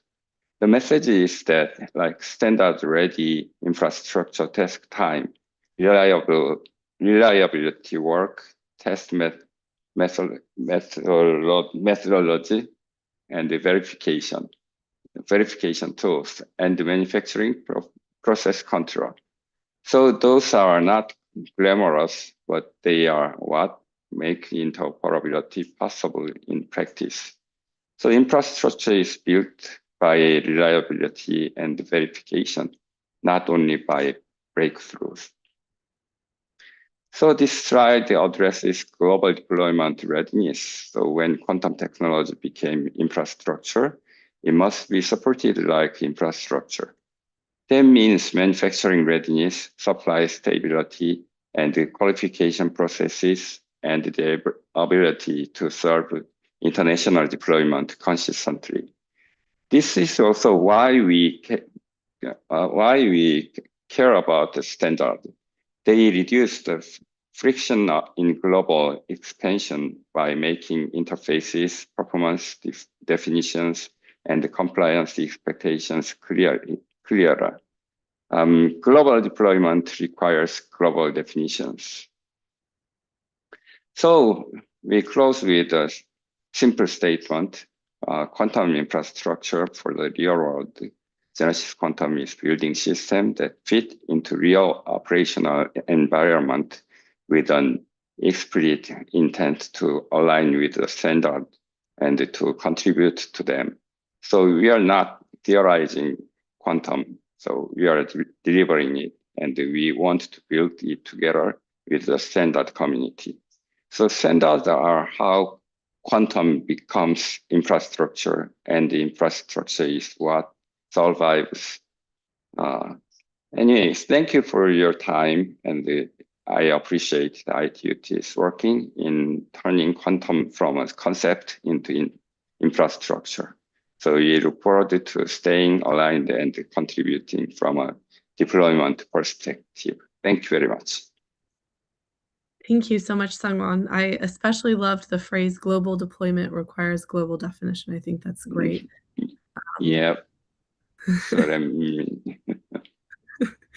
And I love this emphasis on operational reality. So how to move quantum from demonstrations into infrastructure that can actually be deployed, maintained, and scaled. So thank you to Genesis Quantum. And also with that wraps our startup showcase. So a thank you again to all of our startup presenters. what we've seen is how Korea's quantum strategy is really translating into execution, from software and algorithms to control systems, manufacturing readiness, and early commercial deployments. What we do want to point out is that there is a common thread that runs through all of these examples, and that's that none of this works without the people. So behind every algorithm, every control system, every process, what's required is a workforce with the right skills, the right training, and the ability to move across disciplines. So as quantum technologies move closer to scale, the limiting factor that we see is increasingly talent. So that brings us to our final panel, which will focus on quantum workforce development and education. So, how South Korea is preparing the next generation of quantum professionals and how those efforts connect to industry, policy, and international collaboration. So, with that, I would love to welcome our final speakers. We have Jaewon Kim, the director of the Strategic Research Center for Hyperconnected Scalable Super Quantum Computing at the Korea Research Institute of Standards and Science. And we have Yun Song Kim, the dean at the Graduate School of Quantum at KAIST. So, welcome to both of our next speakers. See them both. Awesome. Hello. Hello there. Hi. Good So, morning or good afternoon. So we will jump right into education and training, which is one of my favorite topics. And so what I'd love to ask first is, how are educational institutions in South Korea integrating quantum science and engineering into their curricula to prepare the next generation of quantum professionals? Okay, let me go first. Right. Okay. Yeah, South Korea is integrating quantum science and engineering into education, primarily through university level programs with more limited exposure at the secondary level. At the high school stage, quantum topics are introduced mainly in specialized science high schools, such as science academies and gifted schools, rather than across the general curriculum. That means secondary education does not formally include quantum physics or quantum technology. Most structured training happens at universities, where education related to the second quantum revolution. So here today, we are talking about the quantum. That means not the conventional quantum. So the quantum computing, quantum communication, and quantum sensing, it uses coherence of quantum character and superposition and entanglement. And this is typically delivered through physics department and closely related to engineering programs like electrical engineering, materials science, photonics, and computer engineering. Students receive core foundations in quantum mechanics and then move into specialized courses, laboratories, and the research projects aligned with these emerging technology areas. To scale the talent pipeline nationally, the Korean government is also strengthening formal graduate training by designating 3 regional quantum graduate schools hubs across the country. This hub-based model is intended to concentrate faculty expertise, infrastructure, and industry-linked training, and it supports a broader national goal, securing approximately, the goal is 10,000 core quantum professionals within the next decade. And Professor Eun Kim is the dean of one of those quantum graduate schools.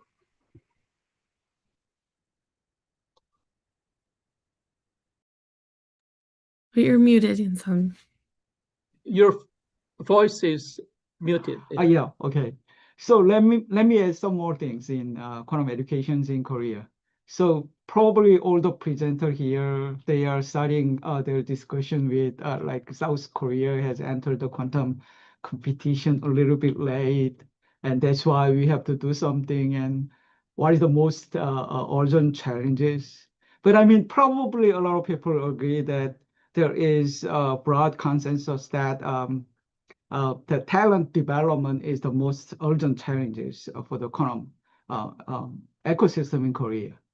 Okay, As Jaewon explained about the nationwide, like a multi-institutional quantum educational program, but I mean before that, what's the KAIST strategy? The KAIST strategy is combine those kind of just living from the conventional physics department. Like I mean, they did really well, like by providing a strong theoretical foundation, but limited in somehow interdisciplinary training.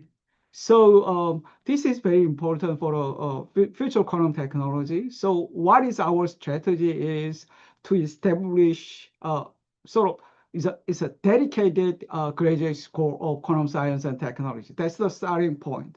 So rather than simply expanding the existing courses, what we are doing is we made a new curriculum for the quantum. So we have several courses of requirement courses, like and elective courses for the graduate students. And that's not just only from the physics department, but the faculty joined from electrical engineering, computer science, mechanical engineering. We all work together to have that curriculum in our system.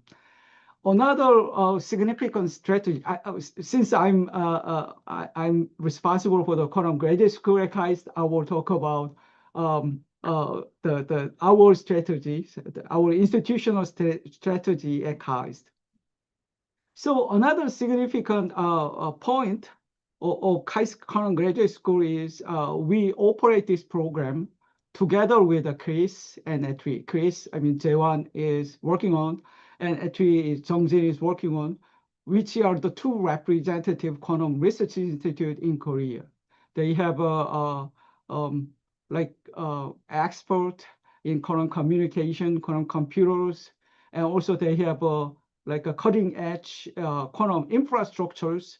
So our graduate students working together with this talented, our talented graduate students working together with the researchers in Chris and Etri, they have opportunity to participate in national, like a government flagship project. And this give them an opportunity to have more experiences, hands-on experiences, how quantum research is connected to the long-term technology goals and so on. So I think this is important strategies. And I mean, since we developed this kind of curricular and quantum educational system, actually what we did next is we share this curriculum together with 8 other national universities over the countries. Okay, they are national universities. They have a very good, talented professors in their institution. However, I mean, there are a limited number of faculty members to cover all the quantum education areas.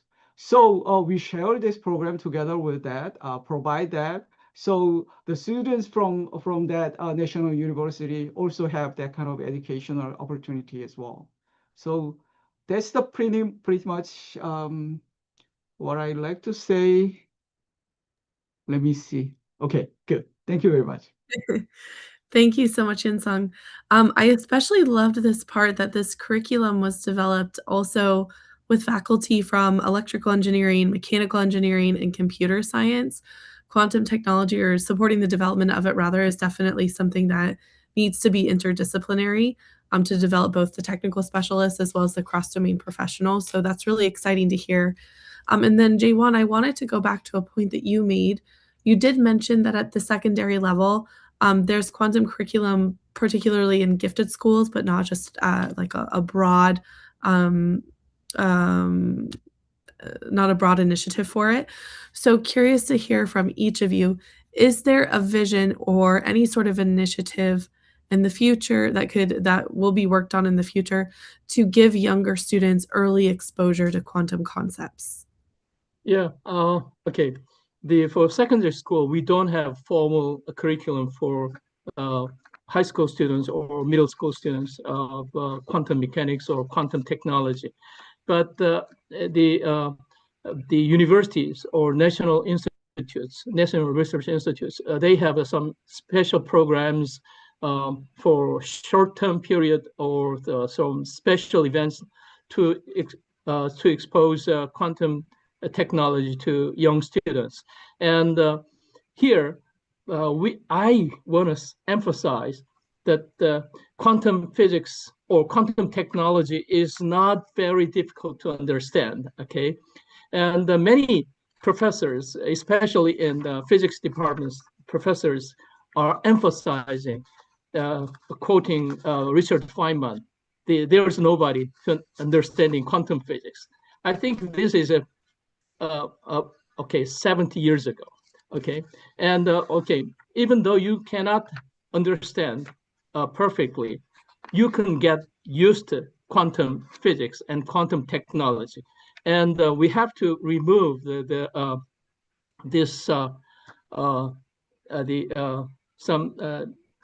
difficulties of students, young students' approach to the quantum physics.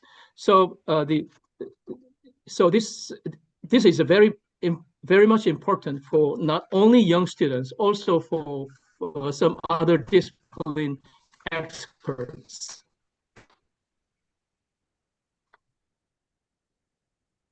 Enzo? Okay. When you talk about quantum education at the secondary level, the key point that I like to emphasize is that the goal should not be teach the advanced quantum theory or quantum mathematics or whatever the methodology or those kind of things. But we have to build quantum literacy, how we can understand quantum and why the quantum matter for the future technology. So I think the most important thing that I like to share is we need to expose our secondary school students to the ideas of quantum technologies and how they can utilize if there is a quantum technologies. So I mean, and also inspire them. I mean, where this kind of interesting quantum technology can be used. Okay, something like that. So probably as Jaewon said, I mean, we have this kind of quantum education in the secondary education level, in specialized school, talented school, and so on. But I mean, the most important thing is not there. I mean, for everyone, they need to have some kind of feeling. What is the quantum? And how we can have a real access to these quantum technologies. And that's why I think the most important thing is the teacher preparation. I think everyone agree with that. And probably I was told that there is some kind of activity how we can educate the high school science teacher to teach the quantum mechanics or quantum physics, those kind of things. In that sense, I mean, they don't include how we can solve the Schrodinger equation or whatever. But I mean, what is the quantum and what is the different from the classical and how you can utilize these kind of concepts. Okay, so I'm also interested in this kind of education. I mean, for with this long-term vision, probably training the secondary school science teacher is also important. And I think KAIST as a university, we can participating in those kind of activities to teach or to share our teaching method of the quantum. Thank you. Thank you both. I would like to emphasize again we should teach young students that quantum physics is not very difficult to get used, and it's also very interesting. It's a fun to work with the quantum physics. Yes, without mathematics, it's fun. Thank you both. I really, really appreciate these perspectives. So, Yensung, I love this idea of quantum literacy, not just for the students, but also in terms of how do we help educate the educators on how to communicate about quantum. And Jaewon, I'm really glad you brought up the point about Feynman. I feel like at every single quantum conference, this comes up, that quote is repeated. And this can sometimes be at a detriment to the industry itself because we're kind of increasing the intimidation factor around entering the industry. And it doesn't need to be difficult. There are lots of unique ways in creating and talking about quantum and actually creating quantum literacy. So really, really important points from both of you. And thank you very much for that. So thinking ahead a bit, what skills do you think will matter most for quantum professionals 5 years from now that are not emphasized enough today? Okay.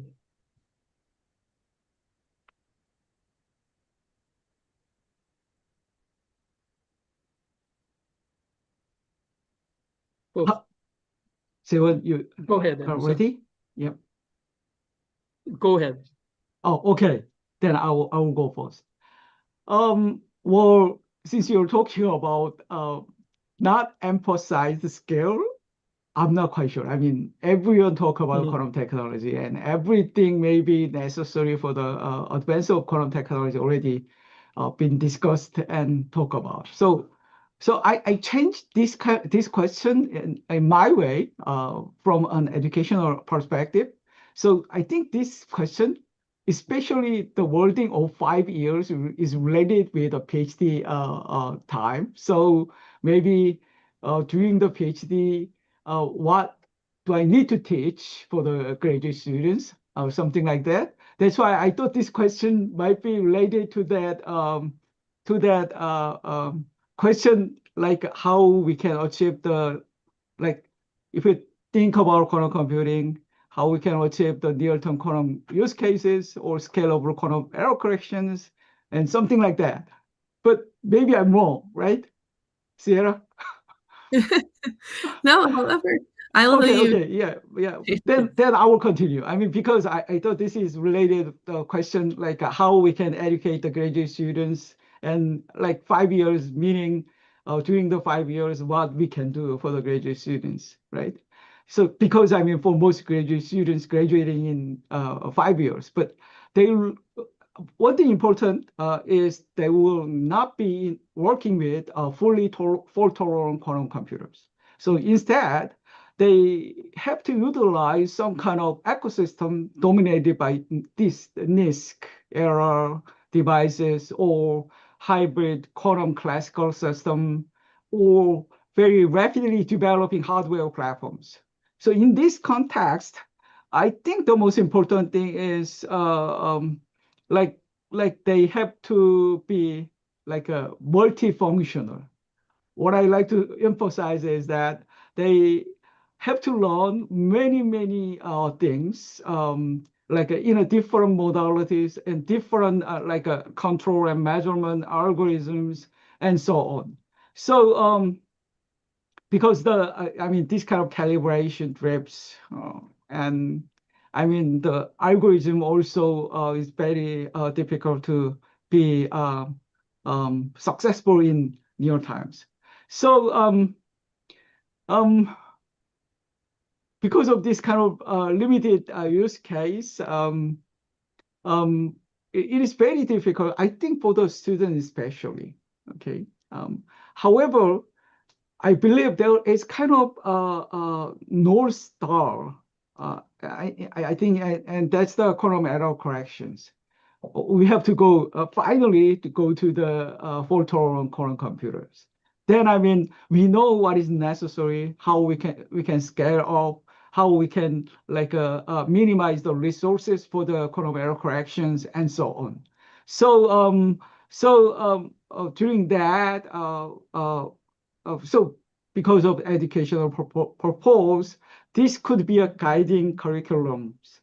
And I mean, I can advise the graduate students how you need to design your research priorities and how you can practically implement your idea with a align together with the quantum error corrections, something like that.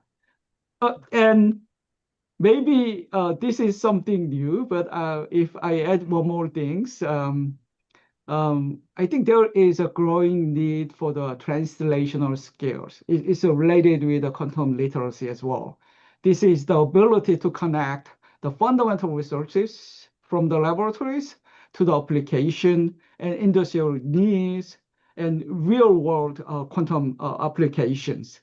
So I think probably relative with this kind of translational scale, there are a lot of needs from the research and engineering teams and industrial context. And thanks very much. Yeah. This is my Okay. answer. So in the previous session, Mr. Kwok, the CEO of GQT, said that he started his company to realize things from out of these research papers. Okay, so in a similar sense, we have to teach students. Okay, we have to move from lecture-based quantum theory to hands-on engineering and system-level thinking. So a lot of students just learn from quantum physics and quantum technology from books, but they don't have much chance to work directly. And second, and quantum technology has a big capability to be integrated with other information technologies. So IT, but a lot of students are not very well exposed to the modern IT technologies. So the quantum technology might work with the very well-developed IT technology in these days. And also, we need to develop the skill to hybridize the classical digital programming with quantum programming. So hybridization is another important one. And also, as Professor Eunsun Kim emphasized, we have to identify and evaluate meaningful use cases so that we have to demonstrate that we can work on the real problems.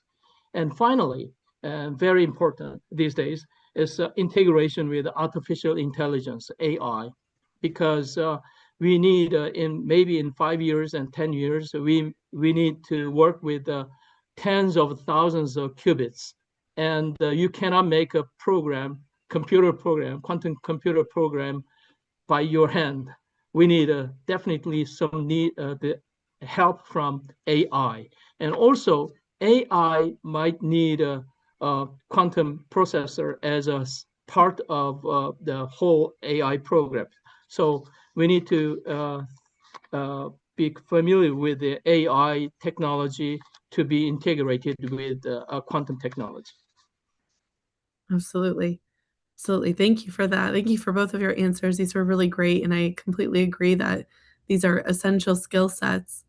And so before we wrap this panel, which has been very, very insightful on workforce and talent, I'd love to ask you one question, just briefly. What is one piece of strategic wisdom that you'd want other countries to carry forward as they shape their programs for developing quantum talent and developing the workforce to support the quantum ecosystem?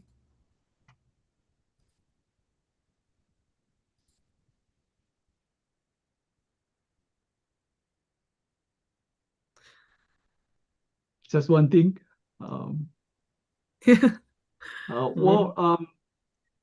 My strategy is actually as a like a responsible faculties for the quantum graduate school is actually how important to educate the experts in quantum and how, I mean, those things are all related. I mean, quantum ecosystem is not just only one thing that I can emphasize, but I mean, it's the human resources are important, infrastructures and ecosystem, quantum industry, and everything that's so important. So probably every nation, countries, they have their own strategies because of that, because they have a special environment or situations they need to take care of. So in our situation as a latecomer, but I mean with a very strong R&D and industrial development in the semiconductor and other things, what we need to is we have to combine or attract the researchers in these quantum areas, so to work together. So we need to have some kind of platform, and with our strengths to like compensate our weakness because we are latecomer. So the most important strategy that I have been thinking of is international collaboration. So educational wise, it is very important because we still don't have large number of quantum industry in Korea. So I mean, if we educate or develop the graduate students, PhDs, I mean, they're not going to in Korea. How we can make them contribute to Korea's economy and so on, right? So that's the strategies. We like to send our graduate students to abroad, collaborate with researchers working in the cutting edge quantum technologies, and coming back to Korea, they can contribute it.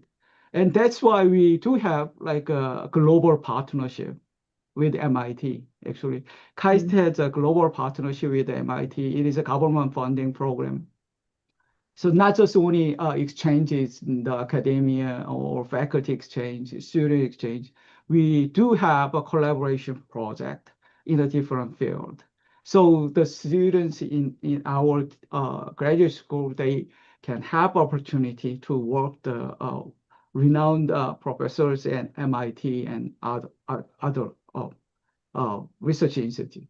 So this is one of the advantage. They can have some kind of global experiences working together with others and industry experiences. And what is the most important thing is the quantum industry and so on.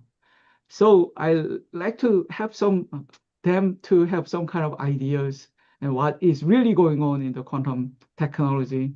And another thing that I emphasize is that I always talk to my graduate students, don't go to Samsung or LG or Hynix. You have to have your own startups. That's the way our Korea can survive in this quantum competition. And that's it. I mean, and thanks for your attention. Okay, and yeah, for first, I would like to emphasize again that we have to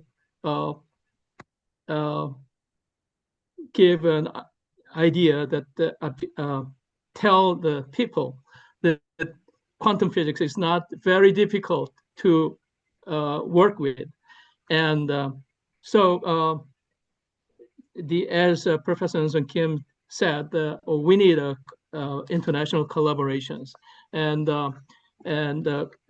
less than 20 years, I was involved in organizing international conferences here and there, and that is very important because the second quantum revolution is quite a new event to all of us, and we do not yet know the capability of that and what will come later.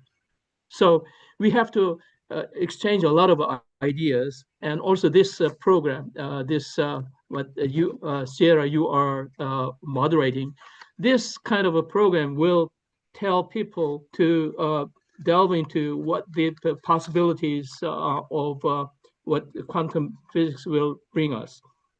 And in Korea, I asked the National Science Museum people, and they told me they are going to open a dedicated exhibition spaces for quantum science and technology this year.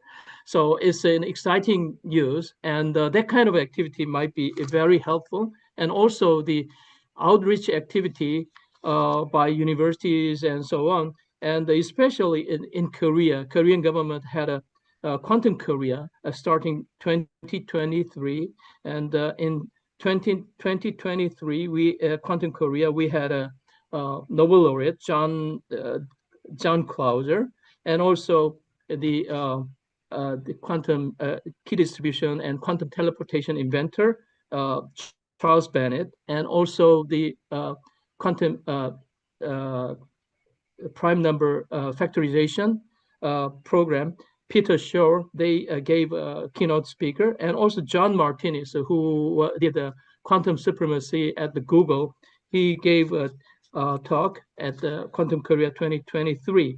And John Martinez got the Nobel Prize last year. And this kind of activity not only bring just the domestic people, but also attract a lot of international exchange and international conferences and international exhibition, and this kind of activity might bring talents into your country, and also go attend those conferences and exhibition. Then that will open the chance that we can work together.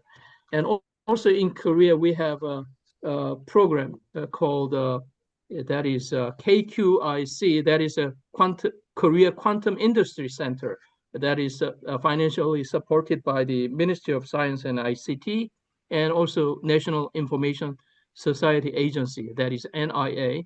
They organize some schools and internship programs, and also sometimes organizing the teams to go to the Quantum World Congress in Washington, D.C. So that, but we cannot force them to do what, but we can give them the chance to explore their capability of their own. So maybe each individual, each country might have different situations, so that this quantum is a new opportunity, new chance and a new space. So we have to give the possibility for all people to explore their capability in future. Absolutely. Thank you, Jaewon. It's especially exciting to hear that the National Science Museum will get a quantum technology exhibit. I feel like those initiatives are really important for outreach to the more general public. And I also really love that both of you highlighted the kind of this balance between, one, encouraging the graduate students to create their own startups, so to kind of create South Korea's domestic quantum valley, while also encouraging global collaboration, because this is very important for the knowledge sharing aspect. So thank you both for this session. This has been incredibly insightful, very encouraging to hear about the work that South Korea is doing to create the quantum workforce. And so as we close today's episode, I think that one thing is clear throughout all of the talks, and that's that building a quantum ecosystem is not just a technical challenge, but it's very much a systemic one. We've seen how South Korea is approaching quantum from multiple angles at once. There's long-term national strategy, there's early commercialization, there's deployment, standards and interoperability, and then finally developing the people who will carry this field forward. So what connects all of these threads is intent. So being deliberate about where to focus, how to scale responsibly, and how to prepare for a future where quantum move from the promise that we speak of so often to actual infrastructure. So these conversations very much matter because the choices being made today about education, standards, talent, development, etc., will shape who benefits from quantum technologies tomorrow. So quantum does not advance in isolation. Thank you to all of our speakers and participants for contributing to this discussion, and to everyone who joined us from around the world. The Quantum World Tour will continue next month with our next stop. We hope you'll join us as we keep connecting national perspectives into a global conversation about how quantum is really being built. Thank you all. Thank you. Thank you for participating in today's AI for Good session. We hope you've learnt something new, innovative, and engaging in today's event. We now encourage you to continue the conversation on the live video wall in the neural network. Here you can ask questions, like and comment, share links, complete the poll, connect with interesting profiles, or speak one-on-one using the chat and video function. We invite you to explore the lobby, try the smart matching quiz, visit the virtual exhibits, poster boards, the e-shop, and build your personalized AI for Good program. Let's shape the future of AI for good.